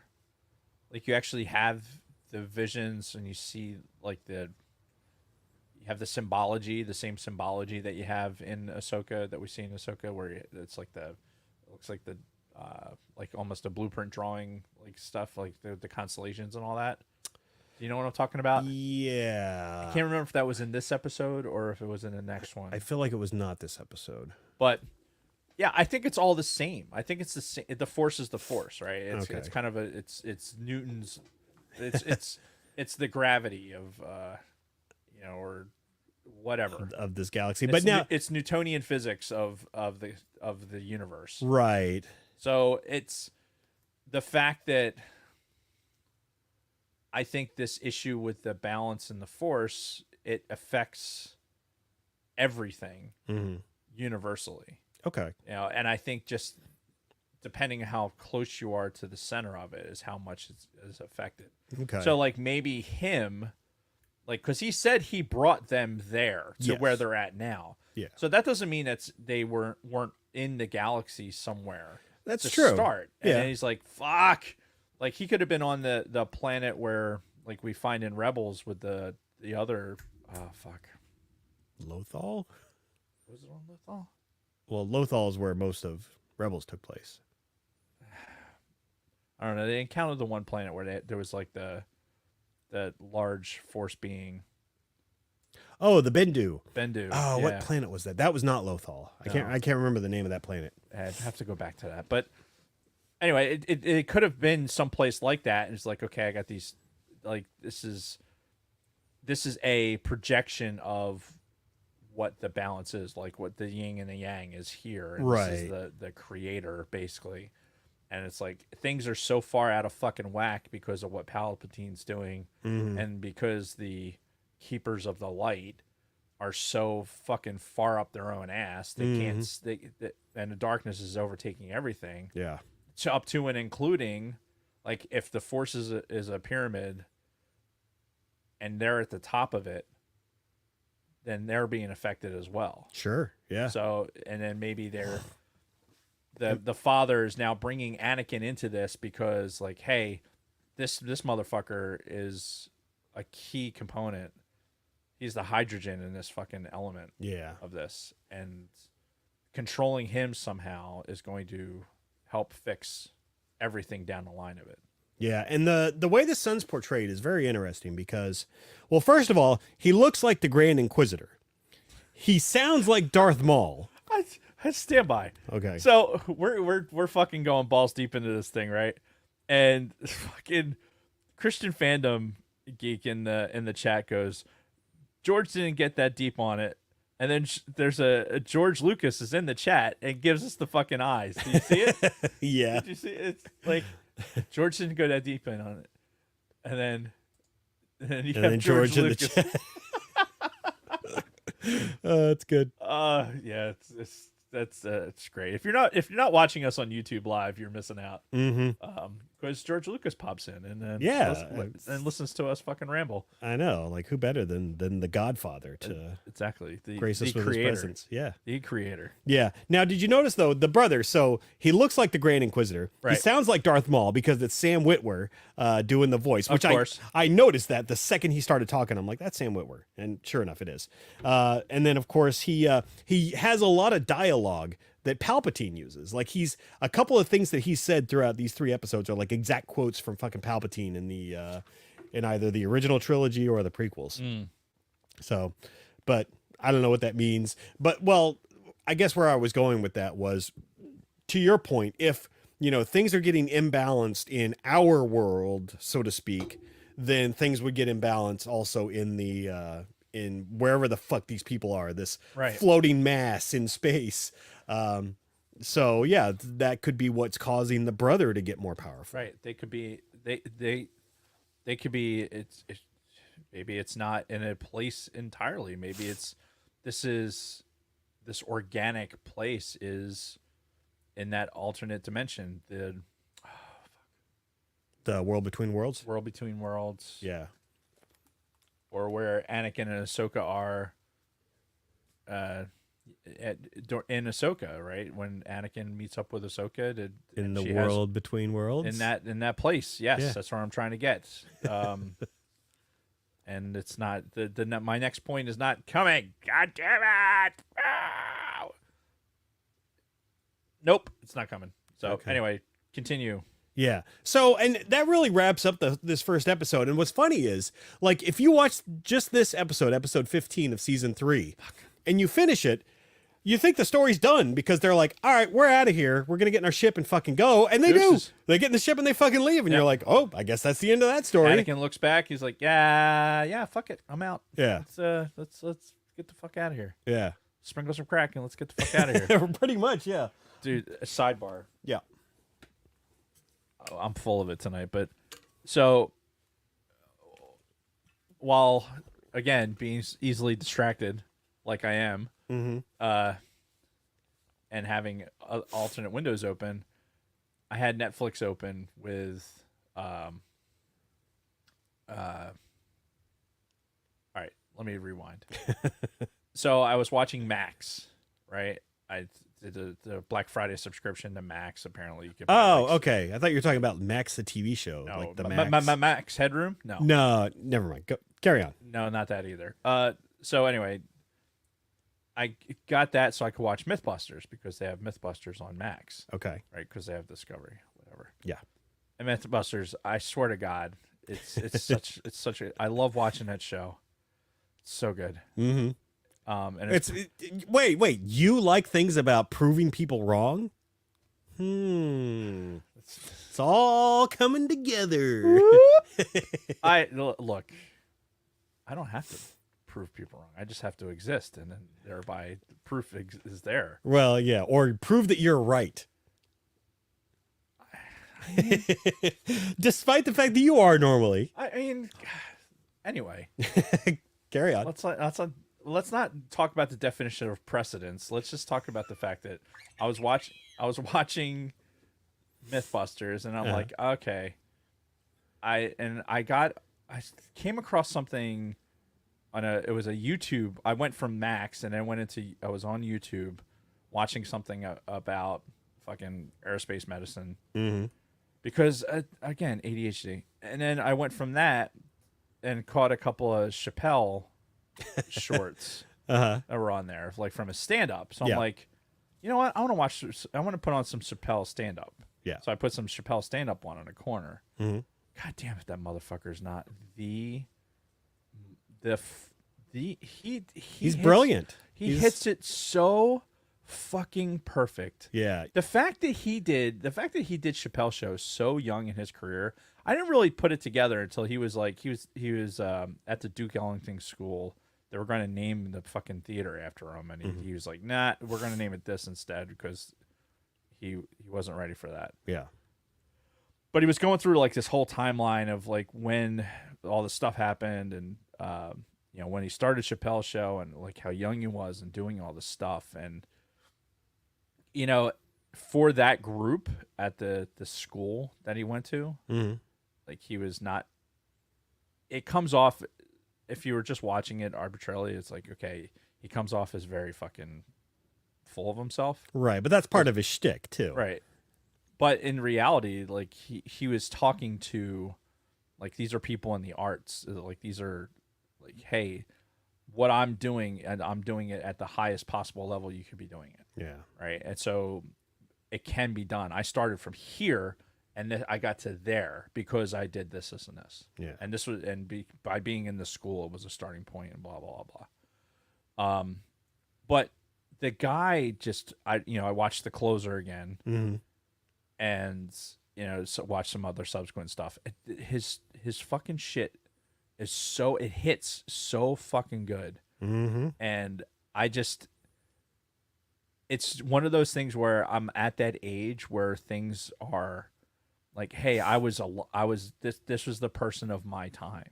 Mm-hmm. Right. Yeah. Like growing up, our parents had the Carlins and we talked about these comedians, right? Yeah. These older comedians. And granted, yeah, we had exposure to them, but they weren't really ours. Like, right. They weren't our generation. right. Chappelle is our generation. Yeah. That is the guy. And the fact that other comedians put him at the same he put him also up there. Mm-hmm. It's just anyway. Yeah, he was born in 73, so he's 50 years old. He's our age. Yeah. So it's crazy it's crazy to think about sometimes. I don't know. I get in this mode where I'm like, ugh, God, old. I'm like getting closer to that 50 mark, and it's just everything is now like this is how the ancients see it, I guess. Yeah. So it's I know it's not the healthiest thing in the world, but Yeah. it is. It's just like, man, we are so fortunate to have that voice in our generation, and Oh yeah. it's God, I wish he was something that would propagate and actually become more the popular voice, as opposed to people looking at it and going like, this is somebody who's wrong. Like, no, this is like, it's not that he's right. It's that he's speaking. He's bringing attention to something. Yeah. He's just like, hey, this is something we need to be talking about. Yeah.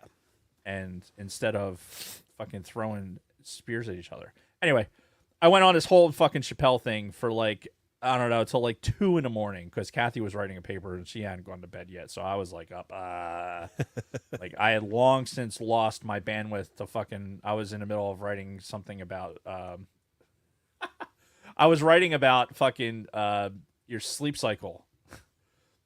And I'm up till 2 a.m. Define irony. Right. Yeah, exactly. And this paper that I have to turn in, I'm actually got to work on it tonight. It's about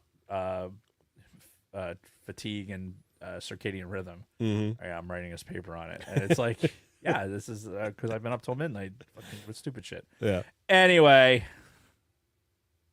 back to you. All right. So we're moving on now to episode 15 because we. Penis so smooth. Why you got to do that? I don't know. All right, but we're moving on to the next episode. Season 3, episode 16, The Altar of Mortis. All right, hang on. Where's my mouse? There it is. I kind of thought you had this teed up already. I had the wrong tab open. Oh, okay. Altar of Mortis. I'm gonna do it like the guy. Okay. Mystery on Mortis. No, that's not the guy. Mystery on Mortis. Sent to discover the art. No, I'm doing it like the Team America guy. All right, that's what we're going with. Sent to discover the origin of the mysterious distress call. Now suck my dick. Obi-Wan Kenobi. I can't. It's like morphing into like 5 or 6 different things. God. You should just do it as drunk Brokaw again. Mystery on Mortis. Set to discover the origin of a mysterious distress call. Obi-Wan Kenobi, Anakin Skywalker, and his Padawan, Ahsoka Tano, are stranded on a distant planet. There, they discover 3 beings more powerful with the Force than any Jedi they've seen before. The father keeps a fragile balance between his daughter, who allies with the light side, the son, who drifts ever closer to the dark.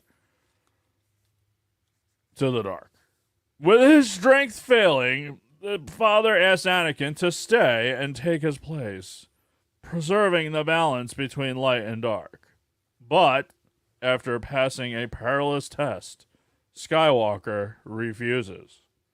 Now we find our heroes about to depart for their journey home, or so they think. Yep. God, I gotta... drunk Brokaw stuck in there right now. So we go back to our trio flying in a ship, and Anakin's like laying in bed. This is the point where Kristen, because she was watching all these with me, she's like, what's with the fucking beds in this show? Because like everybody's just laying on like flat surfaces, like no blankets, no nothing. Everybody's just laying on these. Well, like, Anakin had a blanket. Oh, that's true. He had a blanket. Yeah. He had like a flat surface blanket. Right. Like, why do you even have a bed? Are you were expecting guests there, Dad? Right. Like, what the fuck was that? Like, I don't understand. Like, well, since you're not going anywhere, like I didn't understand the whole concept of like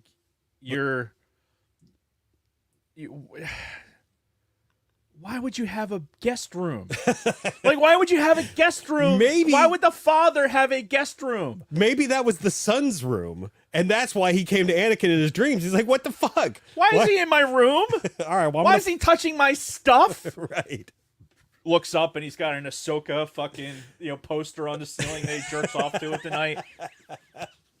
Wait, is that Anakin or the son? Oh, who knows? Oh my god. Who knows? Fucking best jailbait in the galaxy. Wow, boy, we took a hard turn on that one. Anyway, getting back to the ship. So they're flying off, and then the son comes to Anakin in his dreams, and they're talking, and the son mentions, because, Anakin says, you're a Sith, I'm going to destroy you. And the son's like, what the fuck are you talking about? I want to destroy the Sith and the Jedi.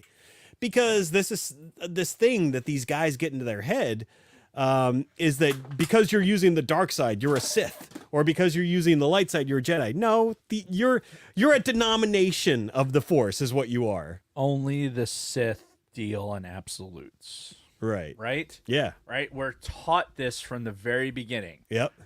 And yet everyone it's this categorical fucking thing where it's like, if you use the dark side, you're a Sith. Right. There is something in the programming of the Jedi that does this. I don't know if it's a Yoda thing or what. Or it could be like even beyond that, like going back hundreds of thousands of years. I don't know. It's an interesting question. Right. Because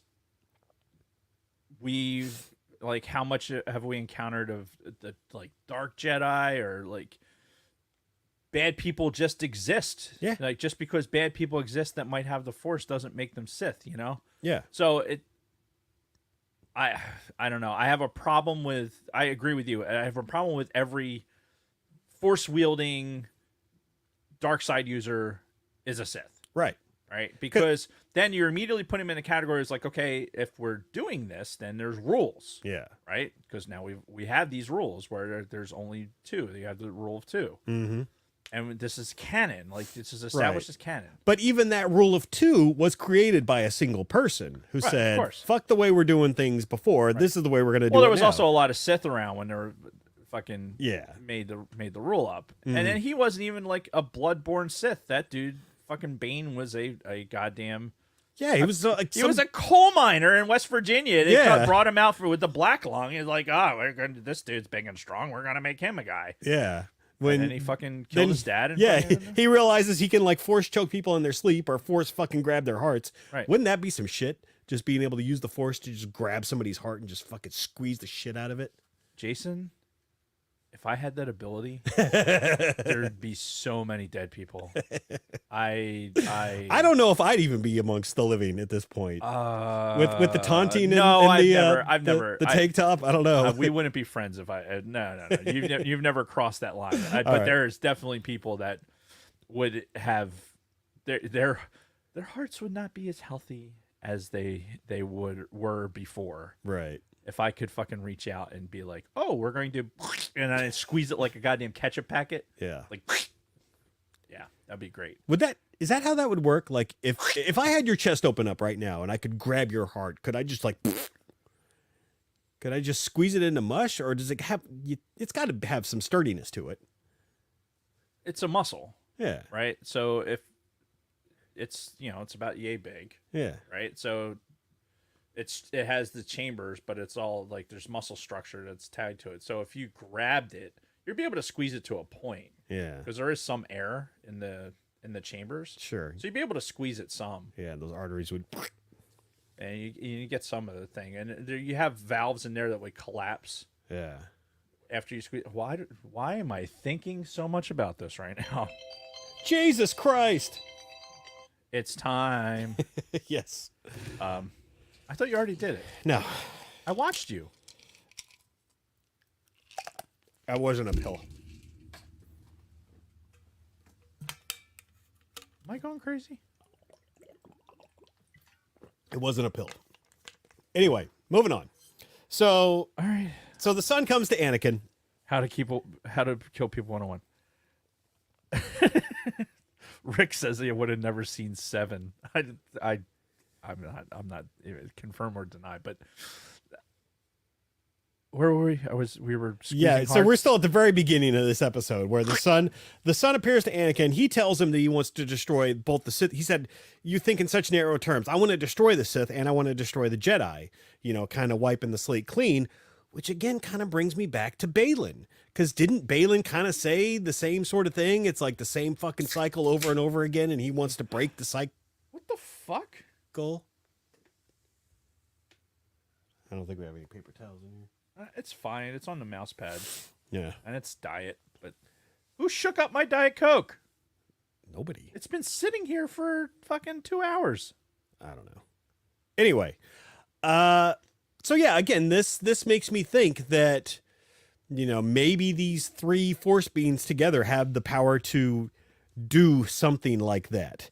Because I mean, the way that they're alluding to, they're very, very powerful in the force, but they're all here in this one location. They're not going anywhere until the sun decides, fuck this, I'm out. I'm gonna go use my dark side powers. They're kind of trapped in this prison. But see, that's the thing. Is it a prison? Like, we don't really know. Like, they didn't go into, like, who the fuck these three people actually are, how they got here. Have they always been here? Are they God, essentially, you know? Well, the son obviously wants to get out of there. Yeah. Right? He wants to leave this ethereal place, whatever that is. Right? So take that for what it is. Excuse me. I had a better thought. I had a better thing, and it's fucking gone. Damn it, Dave. Well, but yeah, so, and that's something that kind of stuck with me as I was watching these. I'm like, are we ever going to find out how these three got here? Are they just three random beings that just happen to get fucking pulled into this spot, and the Force is telling them, you're here now to maintain the balance throughout the fucking cosmos? And then when the father realized he was dying, he reached out and grabbed Anakin, thinking, you know, this is my replacement. Oh, so the point I was going to make is, so you have Balin, who, whatever his mission is in the Force, I think what we're ultimately trying to get to is he knows of these stories. He knows of, basically, right? Yeah, he knows of this, and he knows of Anakin's involvement in this, right? Somehow. So. Yeah, I was actually thinking about that as I was watching these shows. I think that Balin knows that Anakin was involved with... Yeah, maybe he was a captain's logs, stardate 345. I was pulled into this weird planet by these three fucking lunatics. And a striking green-haired woman with tits that were separated by a 1.5 feet. Yeah, so I think Balin... maybe the idea of not having what they're talking about, not having this light and dark side, not having the Jedi and the Sith, just having existence. Right. You know, with this is how, you know, existence in the Force and getting back to that, you know, basically that ground level on it. Sure. And the fact that Ahsoka is involved with it, and Ahsoka's as Anakin's student and everything else just kind of makes everything that much muddier. Well, but then even look farther. When the fucking sister dies and Ahsoka's essentially dead, zombie Ahsoka is laying there dead, they use the remaining life force of the daughter to fucking revive Ahsoka. So again, that leans even more. So like, is Ahsoka is she the new daughter at this point?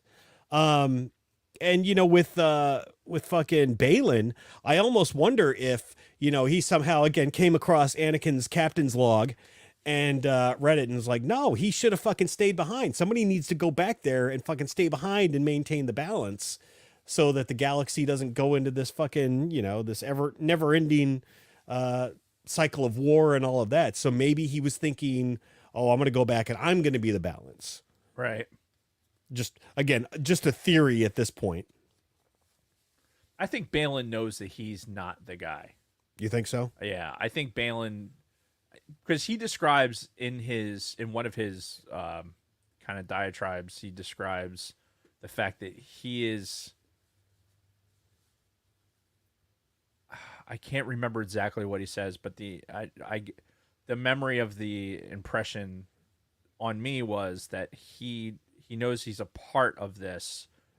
Oh yeah, just he's like a part of the greater good. Or whatever. He's not like the person, right? But he's a part of getting to where we need to be, right? Because I mean, and when he talks to people, when he talks to Ahsoka and fucking what's her name, Sabine, he he says like this is just to serve a greater good. The this greater is, good. Yeah, this is well beyond me or well beyond any of this. This has nothing to do with Thrawn and his war. This all a means to an end to get him to this location, essentially. Right, so that he could, I don't know, do whatever. Maybe he's looking for the daughter's corpse, to find the fucking dagger again. Because they don't do a good job of hiding the fucking dagger that can kill them all. Hey, here, wait, that dagger is like the most powerful thing ever. Where should we put it? Put it with the body. Yeah. Where are we gonna put the body? I don't know. In this temple that has like all the markings of like this is where the body is. Yeah. Okay, yeah, that makes sense. Let's do that. Yeah, you don't think the son's gonna find it though, do you? Nah. Yeah, no, he'd never look. Yeah, at he it. never looked there. I mean, why would you put it with a body? Yeah, no, totally. I agree. Yeah. Yeah. Flawless plan. Yes, exactly. This is a great plan. I love everything about this plan. Yeah. And die. Yeah. So, all right, getting through the rest of this episode. So he comes to Anakin in the ship when he's trying to sleep. And then all of a sudden Anakin's like, fuck off. He wakes up and now the dude's in the fucking ship and he's got Ahsoka. And, he's like in his bat form and he's fucking grabbing her and he flies out the back of the fucking ship. And Anakin runs to the front. Nobody one's like, what's going on back there? Completely oblivious again. Right. To what's going on. What's going? Yeah. Did you hear a bunch of ruckus back there? It's like, yeah, motherfucker. The fucking There's a giant bat-winged fucking idiot back there, like grabbing Ahsoka, screaming. You don't hear that? Right. You didn't feel the fucking decompression of the fucking ship when he opened the goddamn door? Or maybe felt the presence of this fucking dark side demon that's in the ship? Nope. None of that. What's going on back there? It's that oblivious dad that just doesn't want to believe anything that's going on negative while his daughter's smoking crack off the fucking in the back seat, just like I'm good. Oh, this is a nice trip we're going on here into the inner city of Chicago. Oh, speaking of which, I've been getting into a lot of body cam videos lately. Really? Yeah, mostly of people just arresting fucking idiots. Right. Or doing stupid shit. But I've been watching a lot of police body cam videos lately. That's interesting. Yeah. One where they shot a bitch who was like coming at him with a knife. They told her like 5 times, drop the knife, get back, don't step forward. She does it anyway. Crack, crack. Yeah. I mean, you were warned. Yeah. But anyway, that's been my thing lately. Nice. So they're chasing after Ahsoka and the bat. And eventually they crash. Another Star Wars crash that should have killed everyone on board. Easily. Just fucking boom. No. Another Star Wars crash that should have absolutely destroyed the ship. Whoops, I hit snooze. Yeah, the ship should have been... Like, you saw the wing fold up. Like, it was like, there's no. Yeah. That thing is not flying. But it's not like Ahsoka is going in there with her fucking goggles. But she is. All right, look, this obviously, it requires more than a fucking of a fucking a soldering iron, right? And some fucking teenager with their goggles on, right? Whilst these two assholes are just sitting there talking about what they just saw, right? She's down there actually working, and he's like, "Yeah, go, come fix." Yeah. Hey, Padawan, fucking fix the shit. Or when he comes up to her later, Obi-Wan's like, "Are you fucking sleeping right now? What is this? How about less sleeping, more fucking fixing the ship?" Yeah, like what a fucking dickhead. I know. Oh my god. And just one thing that I fucking, I guess for the benefit of all the Rule 34 fucking Ahsoka people that are out there, but like, why is she dressed the way she is? Oh, Ahsoka? Yeah, like it's just I don't understand. Like why if she was my teenage daughter, I'd be like, get your ass back in here and just put on some fucking. I'm dressed this way does not make me a whore. Yeah, it does. Yeah, like, well, you're wearing a whore's uniform. Yes. What the fuck are you doing? I just was like, God, why? That makes no sense. I don't know. Why put on safety glasses when you're you're working on the ship with no clothes on? Right. Oh, well, I better put my safety glasses on. Yeah, you better do that. Well, you should do that. I will say, though, I would be willing to bet that there is Anakin rode that like a fucking wheelbarrow? well, Probably. potentially, but that there is a generation of 20 some odd year old boys now who have this fucking Ahsoka fantasy because when they were 13, they were watching 13-year-old scantily clad Ahsoka trancing around the fucking Clone Wars. Yeah, I'm bet I'll 100%. I agree. Yeah. So there's probably a whole generation, much like us in Slave Leia, where they just think about 13-year-old Ahsoka wearing practically nothing. It's just like dumbfounding. Yeah. Again, being an old dad, I'm just like, put some fucking clothes on. Yeah. Put her like a cape, a robe, something. Aren't you cold? Yeah. Which, I mean, Like- as she got older, she did start to dress a little more modestly. But yeah, I don't know. How do you know you're old?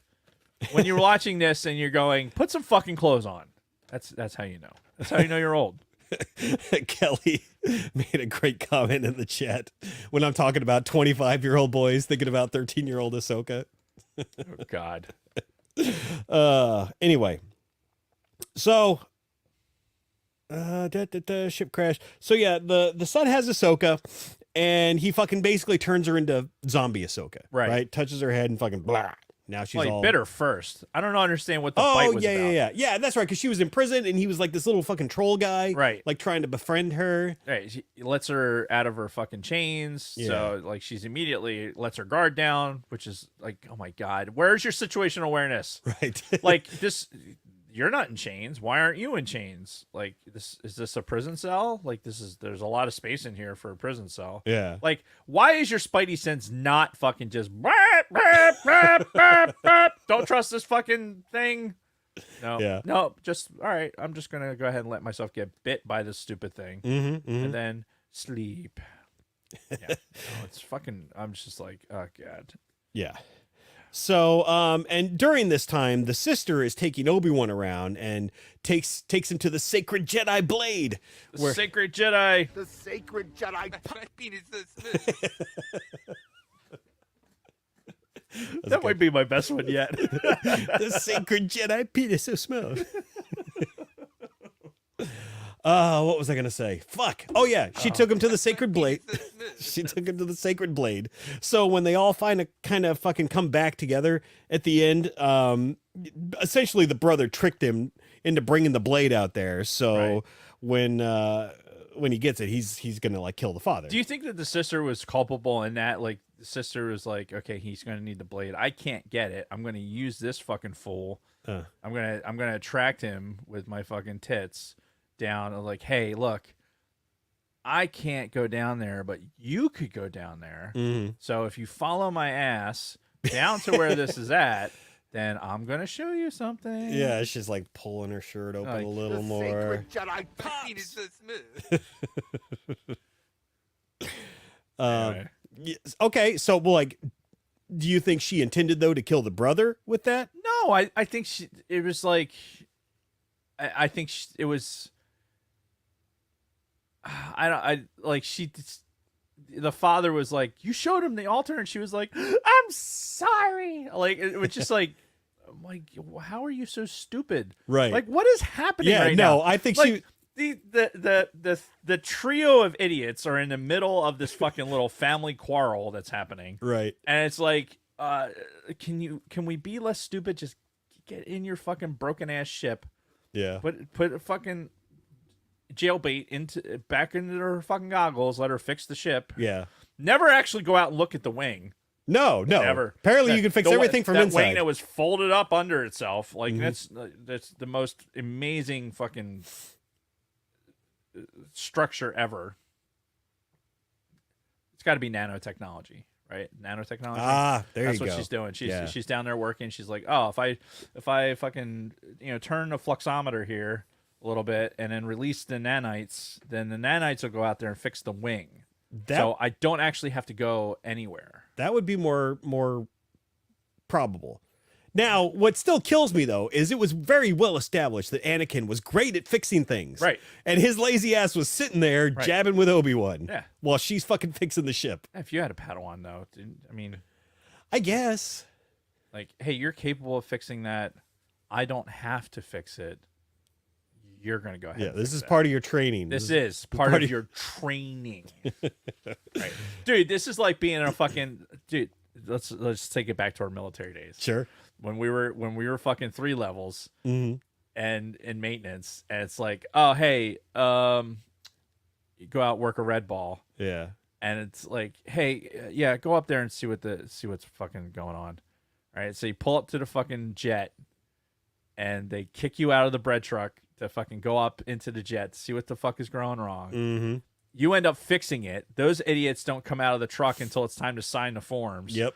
And then, so you did all the fucking work. They're like sleeping off their fucking lunch. Mm-hmm. And then you come back down and they didn't do shit. Yeah. And, it's funny, too, because I remember that time in the truck and those exact same things happening, thinking these guys were like these fucking super seasoned guys. These guys that have been here for fucking 10, 20 years doing this, when in reality, no, they'd only been doing this for a few more years than I had.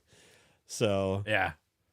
and I then- never in my life called it a red streak ever. no, they tried to change it to red streak, but we always called it red balls. Yeah, I never, ever in my life called it a red streak. Yeah. Like, it's just not, it's not something we. But do. I do recall them, trying to change the language, but it's like, dude, calm the fuck down. of all the things, Yeah. all the things. I don't even get me started. This fucking Air Force right now. I can't. Oh, I don't even that's the can't- beauty of where I'm at in my life is I'm 100% separated from anything that's going on the tactical side of things. You are so fortunate. Yeah. Like I have no knowledge of anything going on internally in the Air Force anymore. You're so fortunate. Yeah.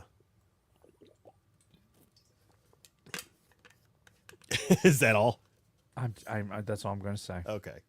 Dave wants to keep his job. That's all I got to say about that. So anyway, yeah, so the brother gets the fucking dagger because the sister's a moron. And once Ahsoka gives that to him, he's like, okay, well, your usefulness has reached its end, and boop, touches her on the fucking head, dead. Right. Then he goes to stab the father, and the sister like jumps in front. No.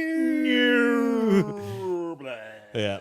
And then of course now the son's all upset, like, oh my god, no. No, I didn't want you to die. I loved your tits. No. Yeah. Why'd you ruin the most beautiful chest? Or what? How's it described in Princess Bride? Why would I remember? She's about to stab herself in the chest, and he says, "Why would I?" Fuck! Somebody help me out here. I know there's Princess Bride experts in the fucking chat right now. Yeah. Wesley says to her, like, when she's about to stab herself in the chest. Oh god, I can't remember. Damn it! Sorry. Anyway, fucking ADHD.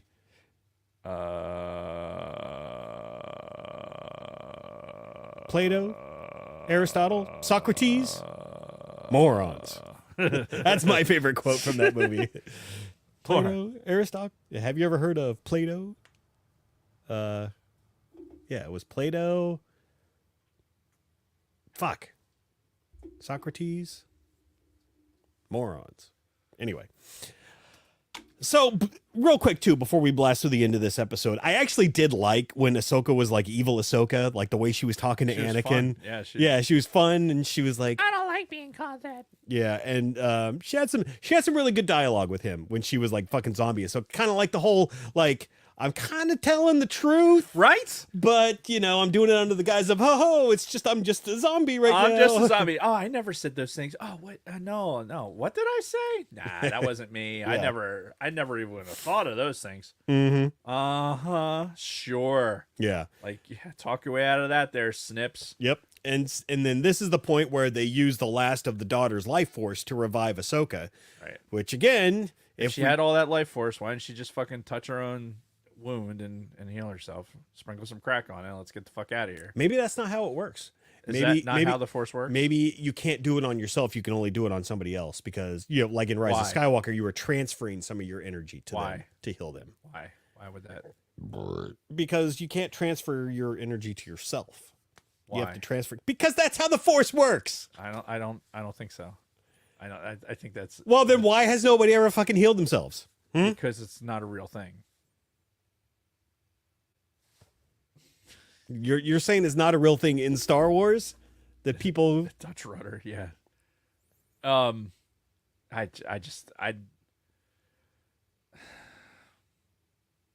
where in Star Wars, where was the first time where's the first time somebody healed somebody else in the Force?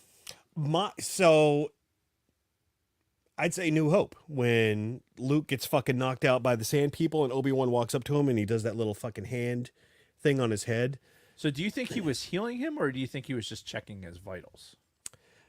I would say it was more healing. I thought he was just checking his vitals. It was more like, hey, is this dude alive still? Right. Like, that's what I thought. Well, and there's no confirmation. Like, we don't know for sure. Like, Right. if you want definitive proof, like a definitive time when they did that, fucking Grogu probably. This is pretty early on, right? You got to Yeah. think that from a Force healing perspective, like this is probably fairly early where we see something about the Force healing somebody or returning somebody to life. That's what I'm trying to bring up. Like, that's a good point. so Yeah. it's just like, is this the virgin? This is the cherry breaking of fucking Oh, and then the new of like Force healing, Force healing, or using the Force to return somebody to life. maybe. Like, I don't like it. I don't like how it's. Why it just complicates. It just complicates things. Well, yeah. It's just like, okay, now like you brought up earlier, you brought up a valid discussion point about Ahsoka, like now having this life energy from old girl. Yeah. That going back to that same place, is there some sort of connection? Right. Right. And because of that life force, and it's like, okay, that's valid. And even Ahsoka says at the end of the series to Sabine, like, this is where we're meant to be. Right. So, Because we were never written into the other movies, so we have to stay here. okay, outside of that, maybe this is the connection to the Splinter Mortis. of the Mind's Eye does not count. Not canon. I'm talking yeah. about in canon. Yeah. Because I'm not talking about in canon. I'm only talking about in canon. We can get into 1,000 different variations of legends material Yeah. where something like that might happen.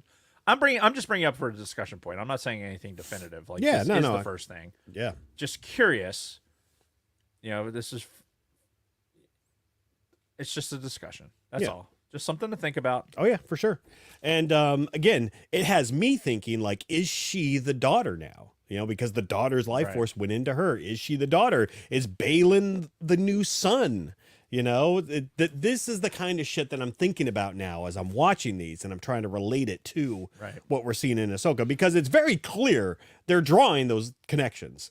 Like, when you see a statue of the father and the son and the daughter, you're like, okay, I think they're trying to tell us something. Right. So Yes, obviously the obviously. connections are there, and now we're just trying to fill in some of the gaps with some of our own theories.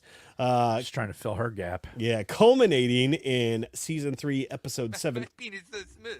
episode 17, the Ghosts of Mortis. Stranded.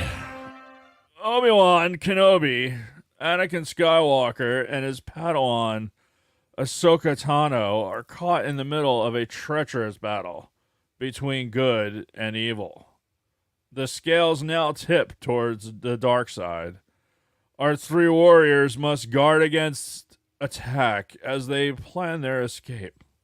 A great weight has been placed on Anakin's shoulders, for it is now that he must face who he really is. Yeah.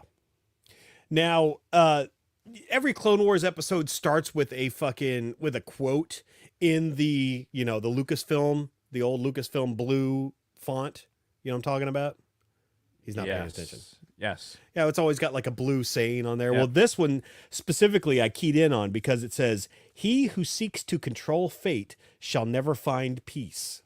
So it's like, oh man, they could be talking about a bunch of different people. It could be Anakin, Right. could be the father, could be Balin, because they're all people who are trying to control fate, control the way things go, and doesn't seem like it's going to end well. Chris, sidebar. Chris, I tried to do the announcer guy. I really did. I couldn't. Brokaw came out. Like, rewind and listen. I really tried. Yeah. I tried to do the announcer guy. I guess I kind of did it just then. Close. It wasn't. I didn't practice it, so it was not. It wasn't coming out. Yeah. Like It just manifested into something else. yeah. I have to work on it. I have to work on it, and I'm sorry. I really do. I am sorry. Too many voices lately. I wanted to do that dude. The voice guy. I wanted The to narrator. do the narrator guy. I really did. Yeah, I believe you. I should have practiced. I'm a failure, and I apologize. Well, we got a new review, so Yeah. speaking of voices. Anyway, so at this point, I think they got the ship in enough of a condition, or they're working on the ship. This is the episode 2 where Ahsoka's like trying to fix it, and they're all like, "Stop fucking laying around and fix this shit so we can all get out of here." But Anakin feels like obligated to fix things before he leaves, so he wants to go out and fucking stop the sun. And Yeah, fuck the sun. I hate it too. yeah, and while this is happening, this is where the father buries the daughter in this fucking tomb, and he decides to leave the fucking dagger here because nobody will find it if I leave it here with her Right. fucking body. Right. Certainly not the sun. What could possibly go wrong? Well, just that the sun shows up in like 2 minutes and takes the fucking sword, like, you fucking idiot. Oh, hang on. I got something for this. As he's got like fucking zombie Anakin, like they're gonna. I know my old master. He's gonna try and fuck this all up. Yeah. And then he goes like, hang on a sec. I got just the thing. I'm gonna go find and defile the body. Give me like 5 minutes, and I'll be back. This isn't Kill Bill. This isn't. So we did kind of gloss over the fact that he converted Anakin basically by showing him the future, like what he was going to do. Yeah, this was actually a pretty cool. It was a good scene. It was Yeah. it was a cool scene because it kind of incorporates. You got Padme, the Padme vision. You have, him basically cut to pieces with Obi-Wan. Mm-hmm. With the "you were my brother," like he gets the full emotion of the moment. Yeah, and then of course it all combines into the Yeah. Vader helmet. All right, and so it hits him like a ton of bricks. Yeah. Which, I mean, yeah, legitimately, if you could see the future and were shown that, you're responsible for all this, it's like, fuck. He should have just swallowed his fucking lightsaber right then. Mm-hmm. Like, honestly, he's like, fuck. Do everyone a favor. Oh, shit. Yeah. The end. Directed by George Lucas. He's like, okay. There we go.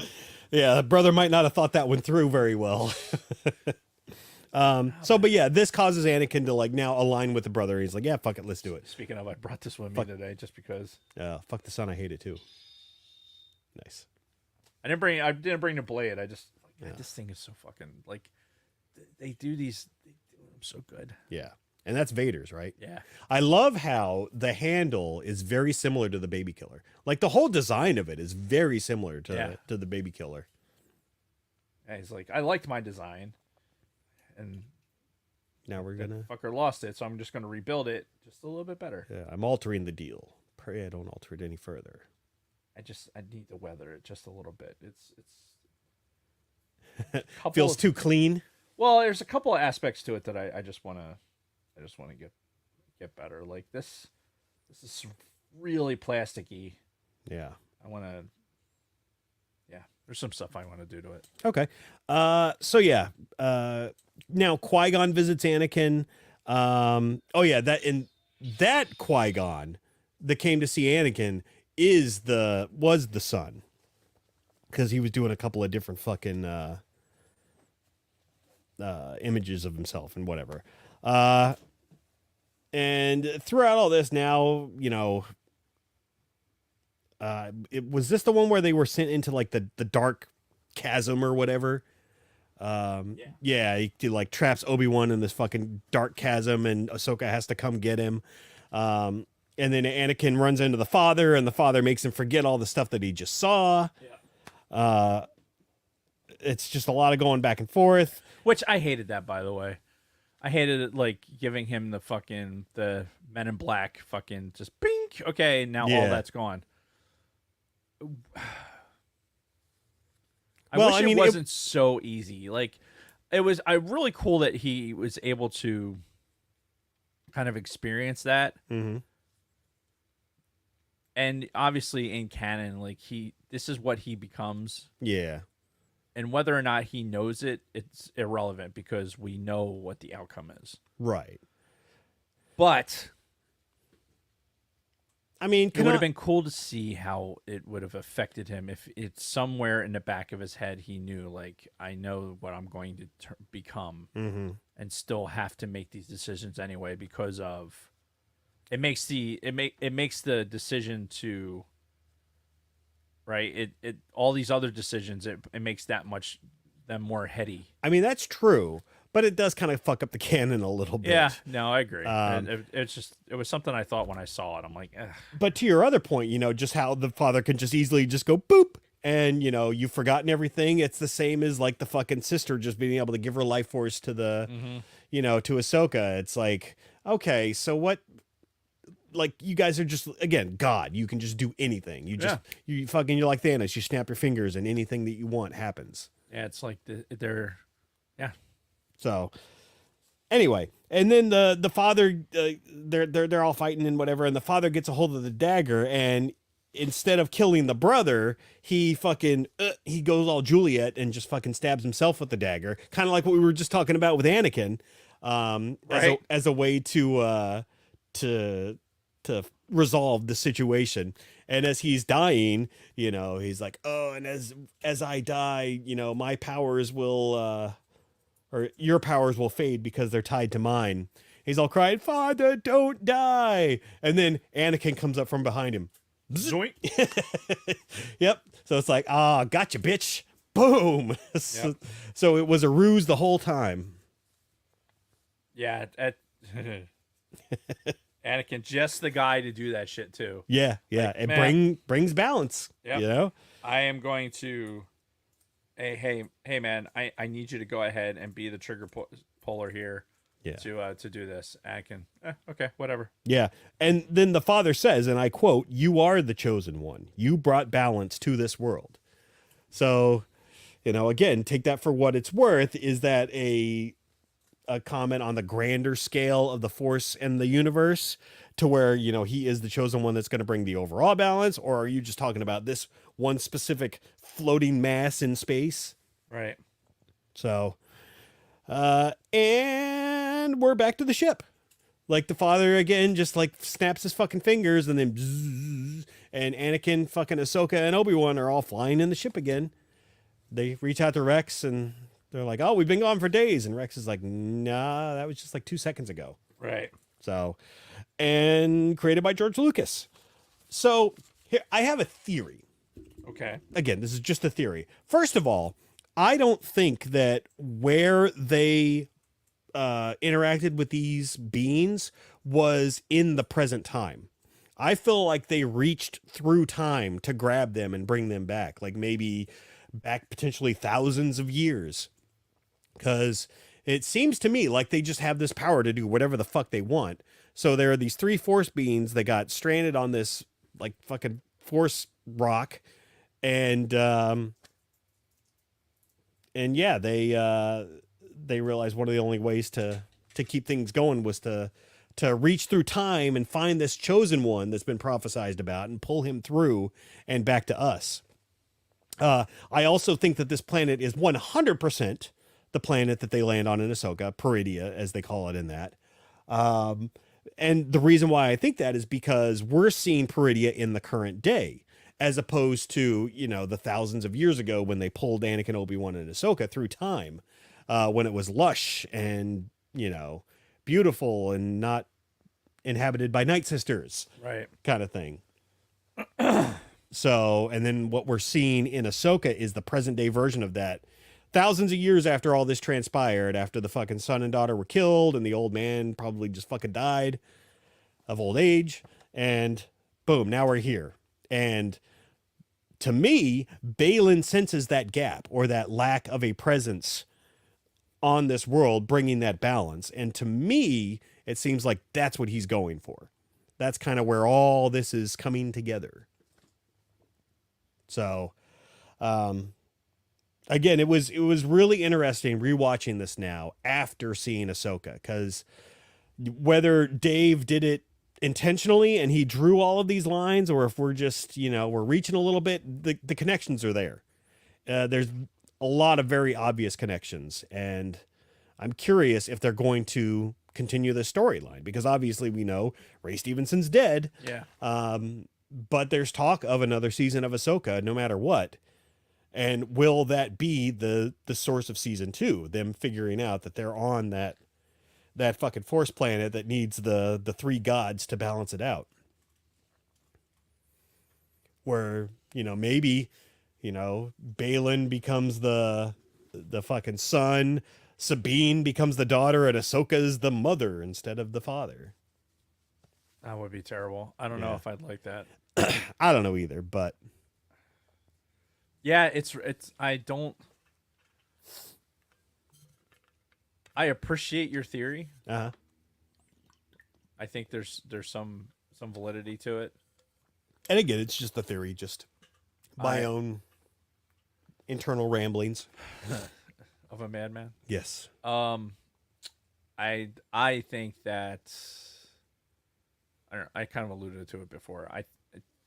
Balin's actions are really, it's kind of like this, if there's an echo in the Force that has attracted Balin to the fact that, like, when he left the Order because of the lack of balance, like, and he heard of this, of this legend of how there was one to bring balance to the Force, and there has to be more to it than what we know. He obviously has more information, right? That he doesn't even share with the Padawan. It's like, okay, I've got us out here. I fucking hitched our ride to this fucking, witch. Yeah. And fucking got us all the way to fuck out here. All of it's part of a plan. Mm-hmm. And sadly, will we ever get to fully live out that plan, whatever it was? I mean, who knows? Yeah, I know Filoni has mentioned that he wants to continue that story, but Right. It's going to be, it'll be challenging. The way it was portrayed was an irreplaceable character, and it may be one of those things where, because the character was so important, maybe you cast somebody else because, hey, look, the character was established by Ray Stevenson. Mm-hmm. Stevenson? Yeah. Right. Yeah. Ray Stevenson, and in his honor, we're going to continue the character. We're going to find the right person and continue the character. Yeah. And maybe that's what you do. As much as we were like, yeah, he was the perfect guy. Unfortunately, he's not with us. So this is what you have to do to make it go forward. They recast Dumbledore. Yeah, it sucks. In the middle of the Harry Potter series. Yeah, so. it sucks, but sometimes that's what you have to do. Yeah. And there's circumstances like this. It's not a personality conflict. It's not anything like that. This is an unfortunate tragedy. And, if you're going to have a situation to do it, then this is, I guess, one of them. Yeah. So I don't have a problem with that.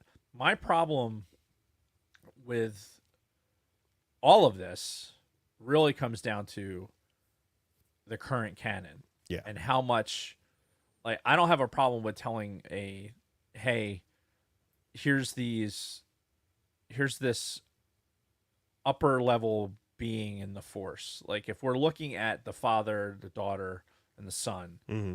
if we're looking at them and say that this is like an upper, like, where we're looking in the Force, these are, like, you have where the Jedi are and how they interact with the Force. And, like, if the Force is like this interaction between, let's try and put it into, like, metaphysical terms, right? Mm-hmm. And the Force is this ability to interact between almost dimensions. Sure. Yeah. Right.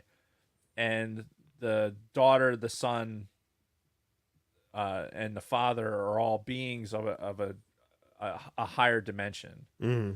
But still, the Force is the medium that ties the two of the things together. Makes sense. So going between those things, and when you go to the world between worlds and places like that, you're actually entering a place where it's a place within the Force that you're able to cross the mediums. It's a, a physical place. Yeah.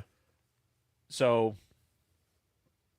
they may not be the only ones that this could be. This is just like a higher order of being that exists, and this may not be the only beings that are there. It just so happens that in their particular instance, how this story is being told, the father brings them to this planet because he can control them on that planet. Maybe it's proximity to where they can cross between those. I'm using the term dimensions, but yeah, no, I get it, and it makes a lot of sense actually. So, yeah, but either way, like it seems like this has to connect to them somehow. I mean, they put the fucking statues on the planet for crying out loud. I mean, so there is a connection. What it is, who the hell knows? I agree, and I don't have a problem with making it connect. Like, go for it. I just I just hope that they tread lightly with the canon. That's all. Yeah, that's my hope, and they always do, and my fear. They've been pretty good about it up to this point. So yeah, all the way up until the part where they fucking put Thrawn on Dathomir in the current timeline when he's never mentioned before. I have issues. I have issues. Well, but that's all at a time where we don't know anything about what's going on Dathomir. Right? Why not? Well, because it was left just for dead. This is essentially. It's kind of a big deal. Yeah, but no, it was one of those planets that the Empire fucking wrecked after it wasn't useful for them anymore. Sure. Okay, we wrecked that planet. Yeah, it's not useful anymore. Right. So Don't nobody give a gives shit about it. Yeah, so it drops off of everybody's radar. Except for a rebellion. Why the rebellion? Because Hera gets Ezra back. Ezra knows that Thrawn fucking came through. Oh, yeah. Right? So they have he doesn't know that they were going to Dathomir, though. He knows that they're in that fucking galaxy. Yeah. Like, I'm sure there could be a billion fucking places they could possibly go. Just, Dathomir is one of them. I'm just saying. There's still... The look on his face, you can't really tell from the side view on the camera, but like being able to look him straight in the face and just see the look that he's got right now is just, it's priceless. That bit with your heart, just taking your heart. He takes it all back. I would kill you, motherfucker. Yeah, just give it a little squeeze, just so you get a little yeah, just feel a little chest tightness. No, I would not do that, but maybe. It might slip. Right. Yeah, I don't know. And we'll wait and see. Write in a fucking novel. Do something in the meantime. Give us something, motherfuckers. Which, by the way, sidebar, I saw an interview with or it wasn't an interview. Timothy Zahn was at a con recently, and somebody asked him if this was after Ahsoka finished. Asked him like, A, how did you think of the way they portrayed Thrawn? And then B, would you ever consider doing more Thrawn books? And he said, yeah, the way Thrawn acts now in the current timeline makes perfect sense compared to where this character came from and everything. He's like, his motivations are still what they are, and they make a lot of sense, even from the guy who created the character. And B, he said, I would be at Lucasfilm headquarters in 2 hours is how long it takes me to drive if they want me to do more Thrawn books. So he is all for writing more Thrawn books, and I'm sure he is behind the current iteration of Thrawn. So anyway, sorry.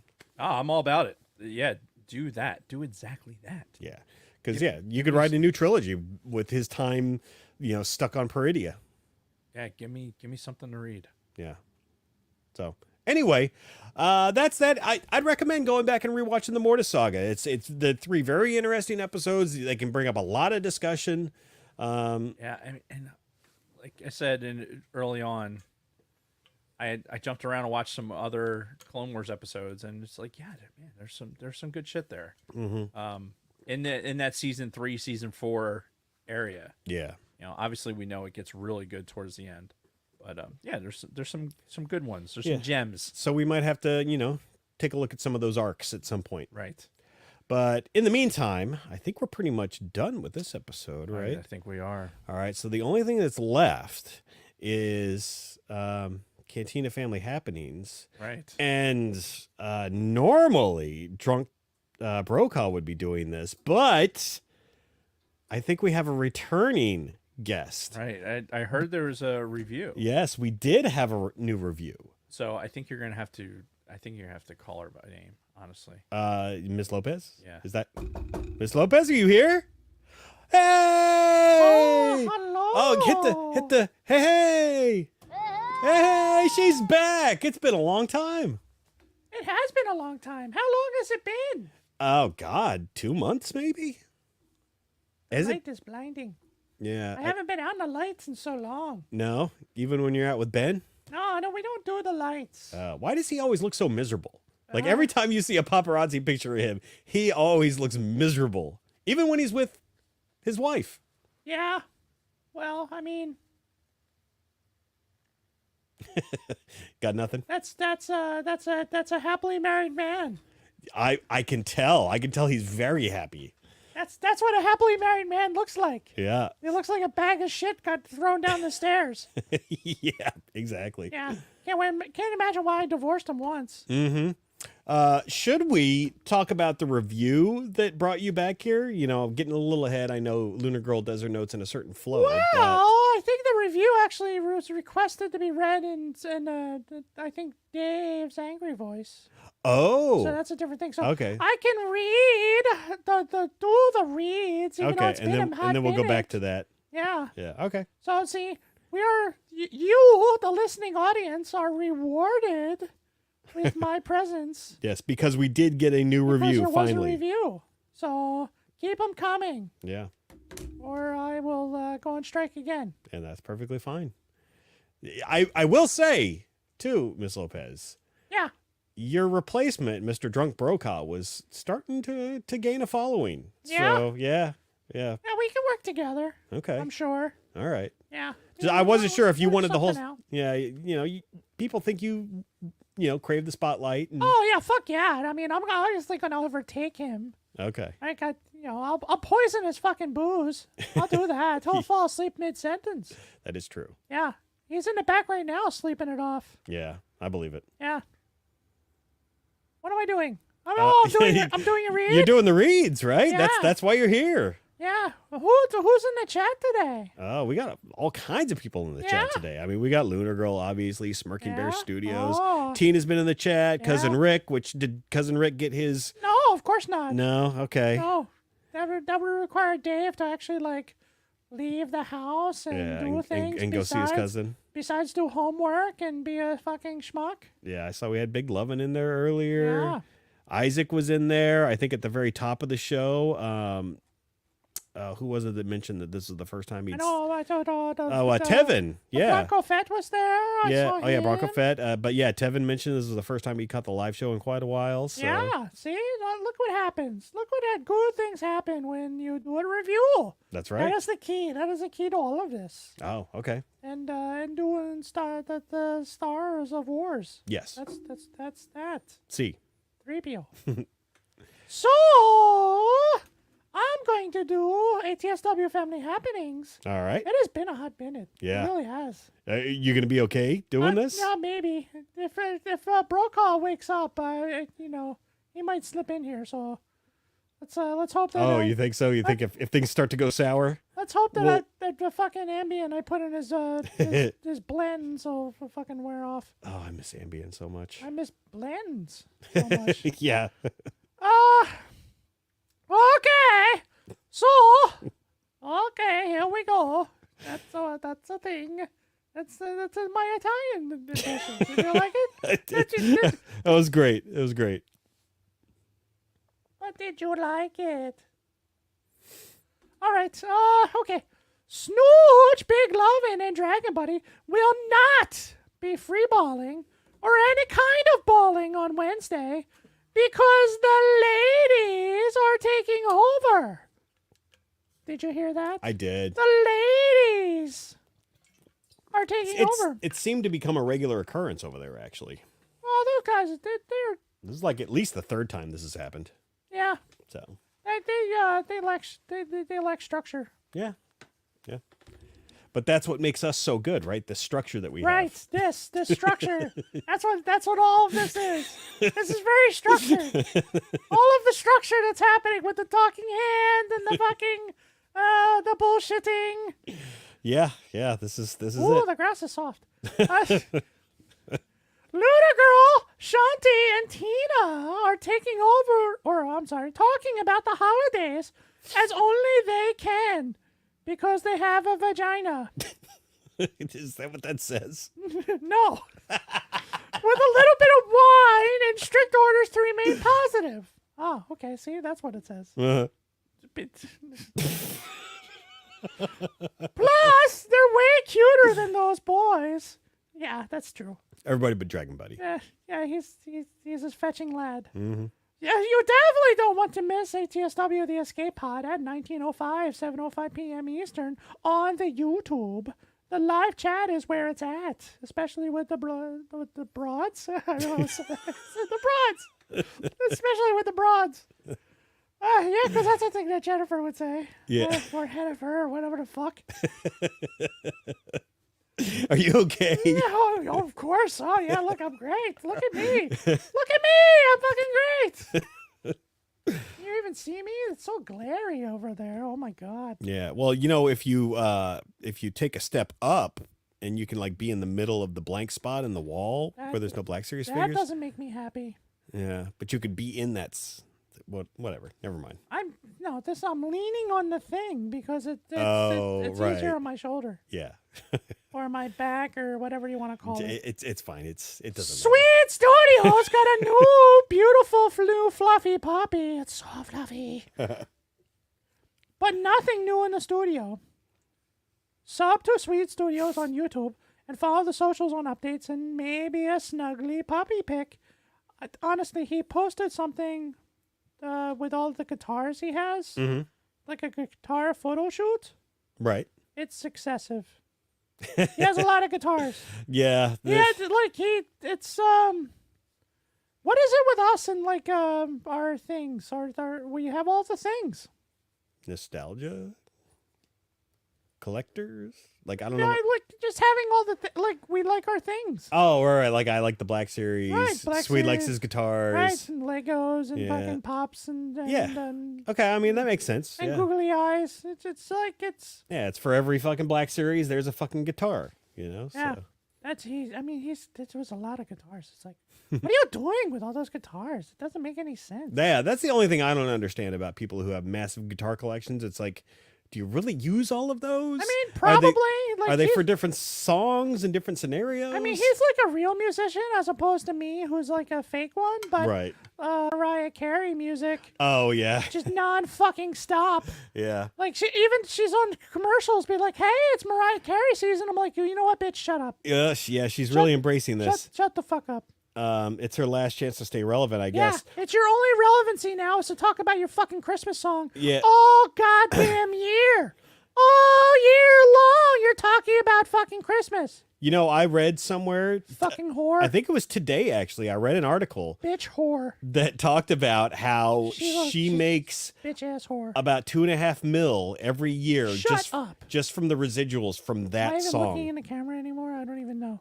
Yeah, you are. Okay, good. It's very creepy, actually. Yeah. Yeah, perfect. Yeah, but no, she Fuck makes that bitch ass whore. she makes over $2 million a year just from residuals from that fucking Oh, song. see. How many of us would love to have that?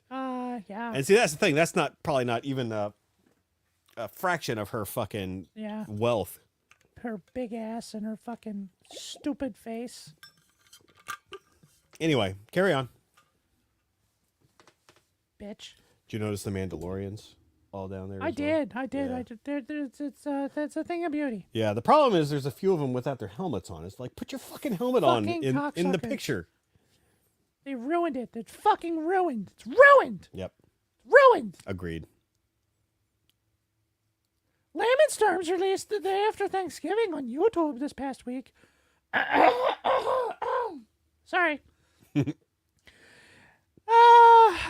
Terms released the day after Thanksgiving on YouTube this past week. Check it out on the YouTube and give a sub to Layman's Terms for your primary source of ignorance and drunken banter on YouTube. Yeah, I said that. No news from Frogmore Art or the Orange and Fett Show. But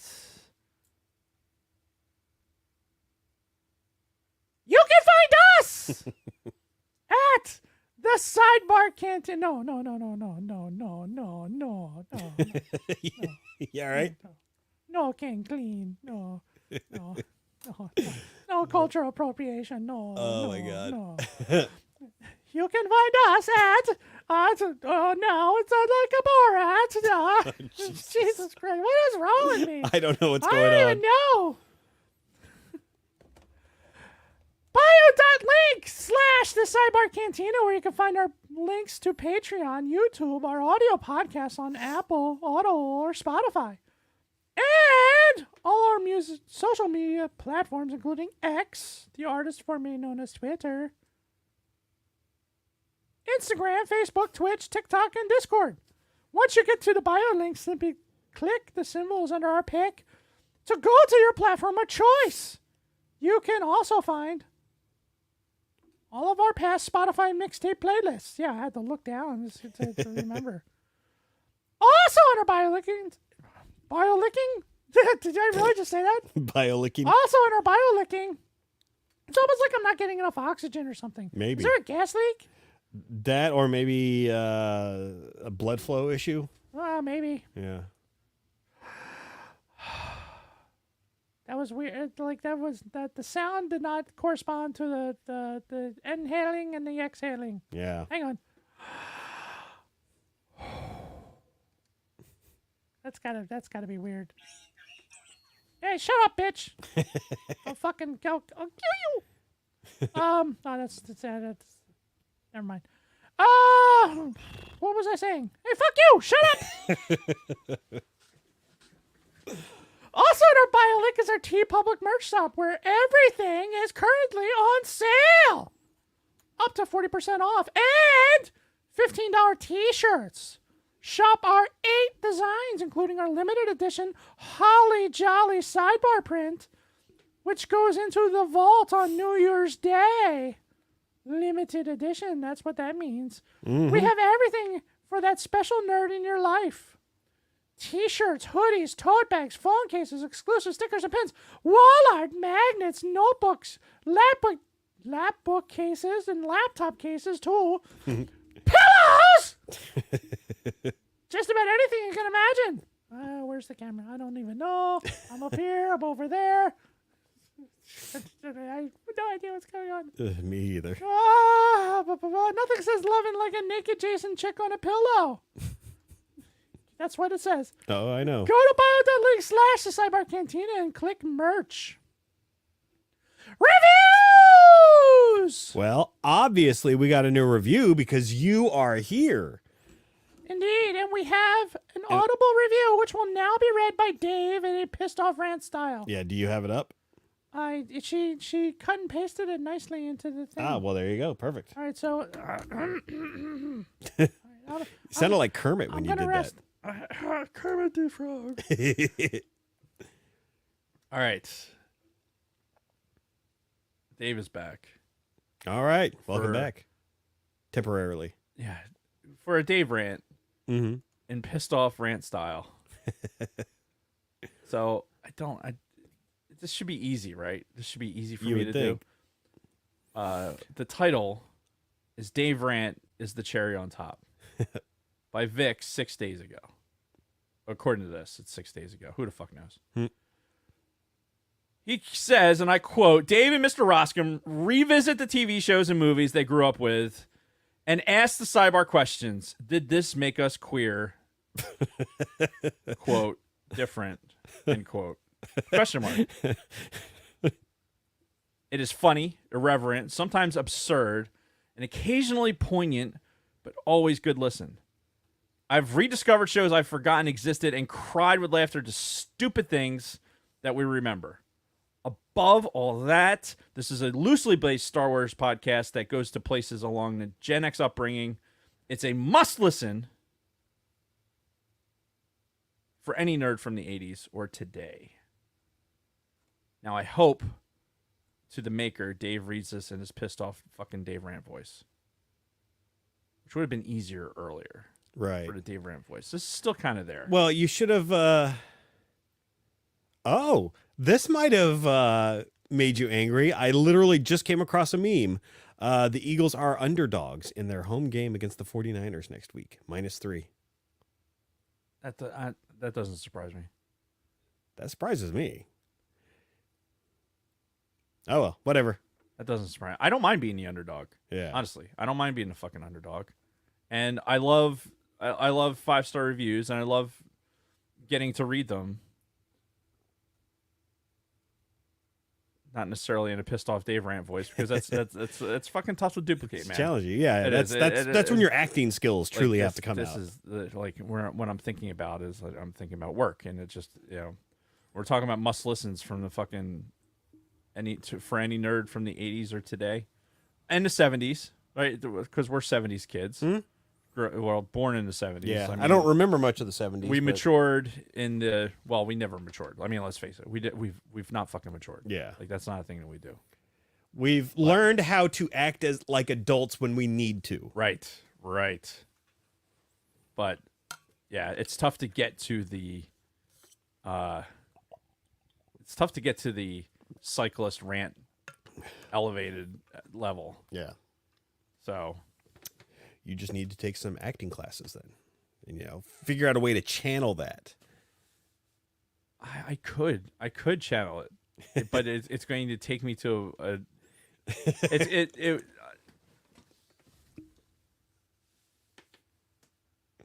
Does it open a portal to where the force is unbalanced? It's going to open a portal, all right. Listen, let's just move along. What the fuck? What did you do? Her ear just snapped off. Well, I mean, it's anyway. Thank you, Helmet Fire, for that fucking. Pop out? Yeah, I mean the head compresses and Stop breaking it. What the fuck are you doing? yeah, Jason, stop. I just wanted her ears up. That's all. Oh, maybe don't pull it so hard. I'm not pulling hard at all. You're fucking, yeah, that's what she said. My penis is smooth. Yeah, it sure is. Anyway, go ahead. You know what'll be good? You should pull this review out. That's what she My said. penis is smooth. Aha! Yeah. No, pull this review out when I'm in Did the you middle just of laugh something at something that Dave did? 37. My girlfriend sucked 37 dicks. in a row.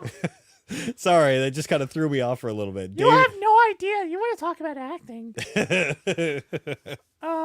Yeah, some things are easier than others. Yeah.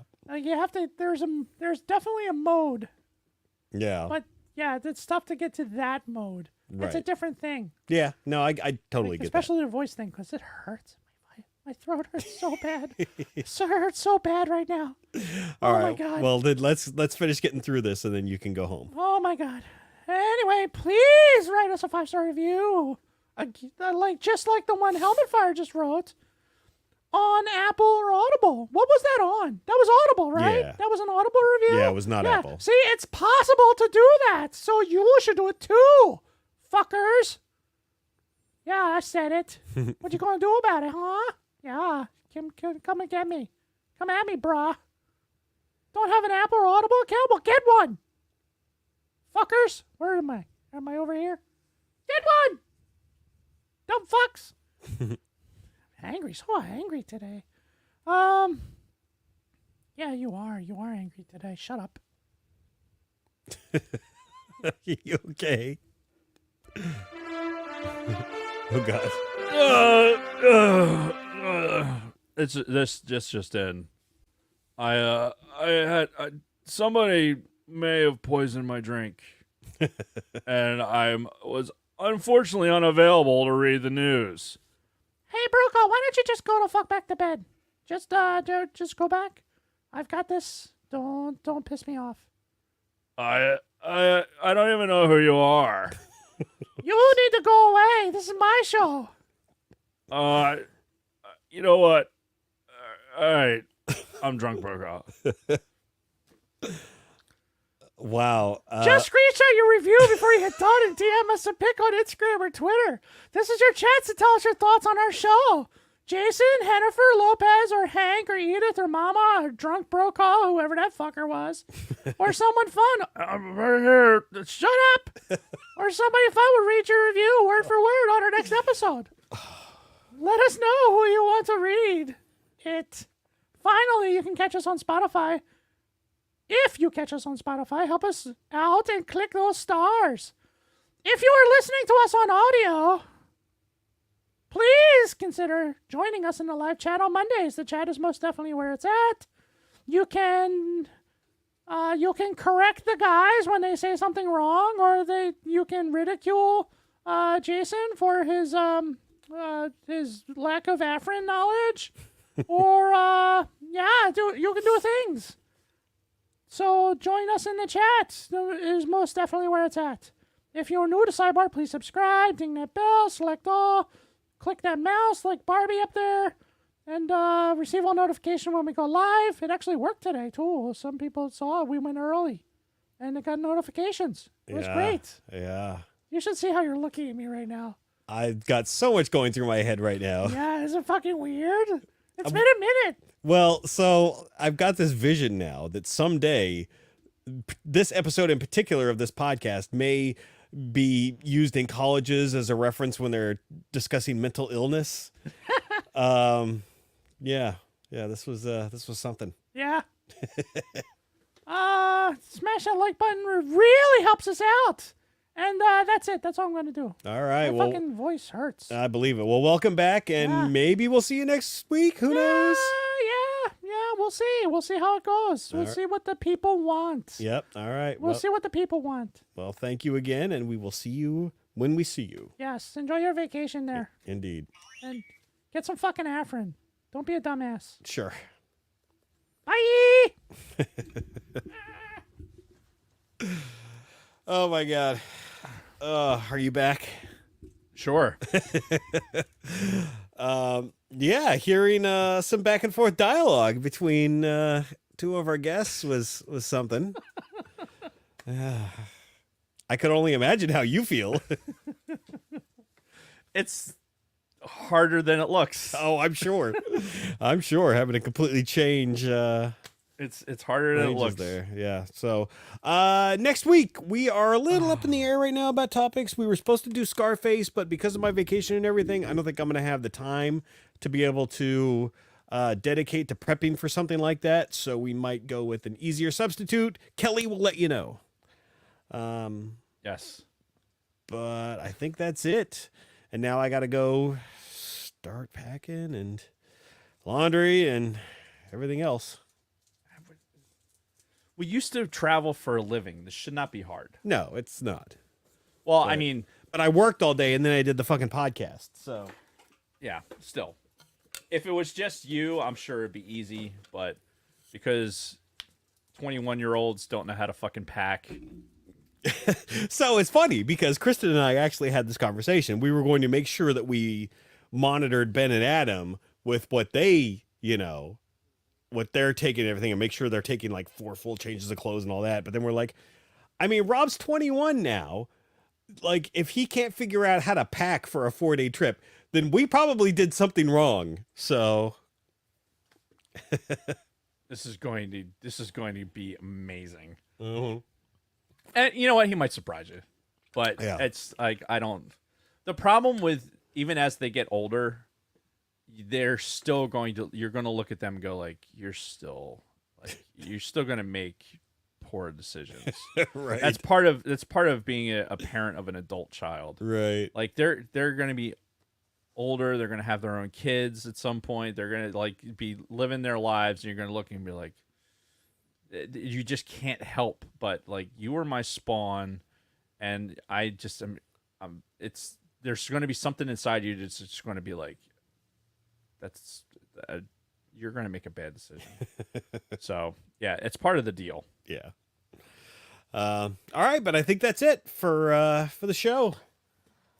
Yeah. As long as I don't die in Vegas, then I'll be back here next week, and we'll see what we talk about then. But In the meantime, thank you everybody for tuning in on YouTube. Thank you to all of our audio listeners. We know you're still out there, and we do love you as well. Yes. Until next time, Dave and everybody else, may the force be with you. May the force be with you.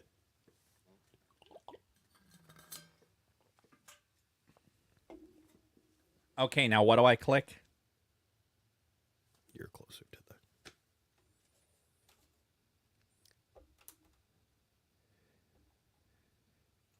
Okay, that was weird. That was weird. It took me 3 presses of the I thing. gotta stab her 3 times? No, you got to stab her once. Just really hard. Yeah. I do need to have like one. If I'm going to do like multiple voices, I think there has to be like a rehearsal thing where I kind of have to warm up to that. Yeah. Like obviously I was talking during the episode, so they kind of warmed it up because my fucking throat is killing me right now Yeah. from just doing her voice. Well, I would imagine voice actors, like even like a guy like Mark Thompson who does like a whole book and he'll do male, female, all these different characters. He probably has to do them separately. I highly doubt he's just reading it and then boom, right into Thrawn's voice, boom, right into Samakra's voice. Yeah, that's like Seth MacFarlane, I think, talks about it. Where for the show, he'll do individual voices, take by take. Yeah. But on a table read, he switches. Oh yeah. During the table read, because otherwise it would take too long. Sure. Right. So when you're doing that for the table read, you probably get some crossover. But it's a muscle, right? It like if you're working it out constantly, like and you're doing the right things, like musicians and vocalists and all those people, they're doing very particular things to make sure that their vocal cords and the muscles in their necks and things like that they have the appropriate strength to be able to do it for long periods of time. Right. Like I don't do that. I don't do any of that stuff. And quite frankly, because of like some other stuff, like it's a challenge. It's a challenge. Yeah. And that's kind of why I do it a little bit, because it's one of those where your muscle gets stronger if you push it more. Sure. So that's why I don't mind like getting it to a point where I'm like I've kind of stretched that out. Yeah. But it's it'll be rough for a couple of days. Let's get an drunk angry Joe Biden. Can he even get angry? I'm sure he can. Yeah. How is that different from any other old man? Yeah, not really. Like Biden especially, he doesn't have like any like distinguishing like features of his voice, Whereas I don't know. Clinton had his thing, Bush had his thing, Right. Obama had his way of talking. Well, let me be clear, Yeah. But like Biden's just Biden. Yeah, Biden's just he's a generic white guy. Yeah. Like there's nothing really like his cadence. I mean, that's a cadence thing, right? So if you want to talk like him, you'd have to like it's a delivery thing. Yeah. It's a delivery and cadence thing. So you just practice that. It's not really a vocal thing. Yeah. Or you got to pull your eyes back. Doesn't he look like he's got this constant like fucking eyebrows being pulled back? Like he's in a wind tunnel, like yeah, like literally, it looks like they somehow figured out a way to prop his eyes open while he's on a podium. Maybe that's exactly what's going on. Maybe it's the puppet masters. Well, they just tape his eyes open. It's like it literally looks like that. Look at any time he's given any major speeches recently, and it's like his shit is like pinned back, like he's got this constant look of surprise on his face. I used to be able to do a Clinton. I don't know if I could do it. I think my Clinton would divulge into a Kermit. Like yeah, like it's the same like place in my vocal cords. Yeah, it's such a fascinating thing. Mm-hmm. Honestly, what we should do next week? What's that? Is we should like the Escape Pod guys have like that free balling thing. Mm-hmm. We could do that. Free ball it next week. Yeah, sure. we could talk about football.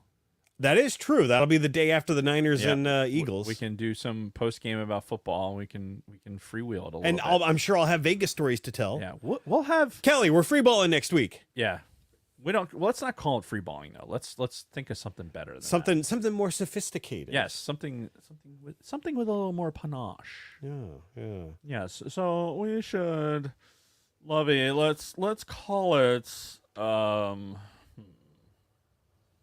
Let's call it tea and crumpets. Yes. Tea and crumpets Let's call it tea and crumpets. with Dave and Jason. Yes, we're gonna do tea and crumpets. Yeah. Um, I'll bring tea. I'll make some tea. there you go. Yeah, we can drink tea. Yeah. And why not? What is a crumpet? I only know crumpets as the tasty cake versions, Oh, okay. right? Which are Do they still sell those? yeah, of course they do. We could like legit have tea and crumpets next week. You could. I can't because crumpets are not gluten free. Oh my God, you're still doing that? Yes, I'm still doing Oh, fuck, it. Dave. I'm doing it. People like you and fucking vegans ruin everything. No, they're not because I'm not forcing it on anybody else. Still, you ruin it for all the people around you. No, you can totally fucking do it. Whatever.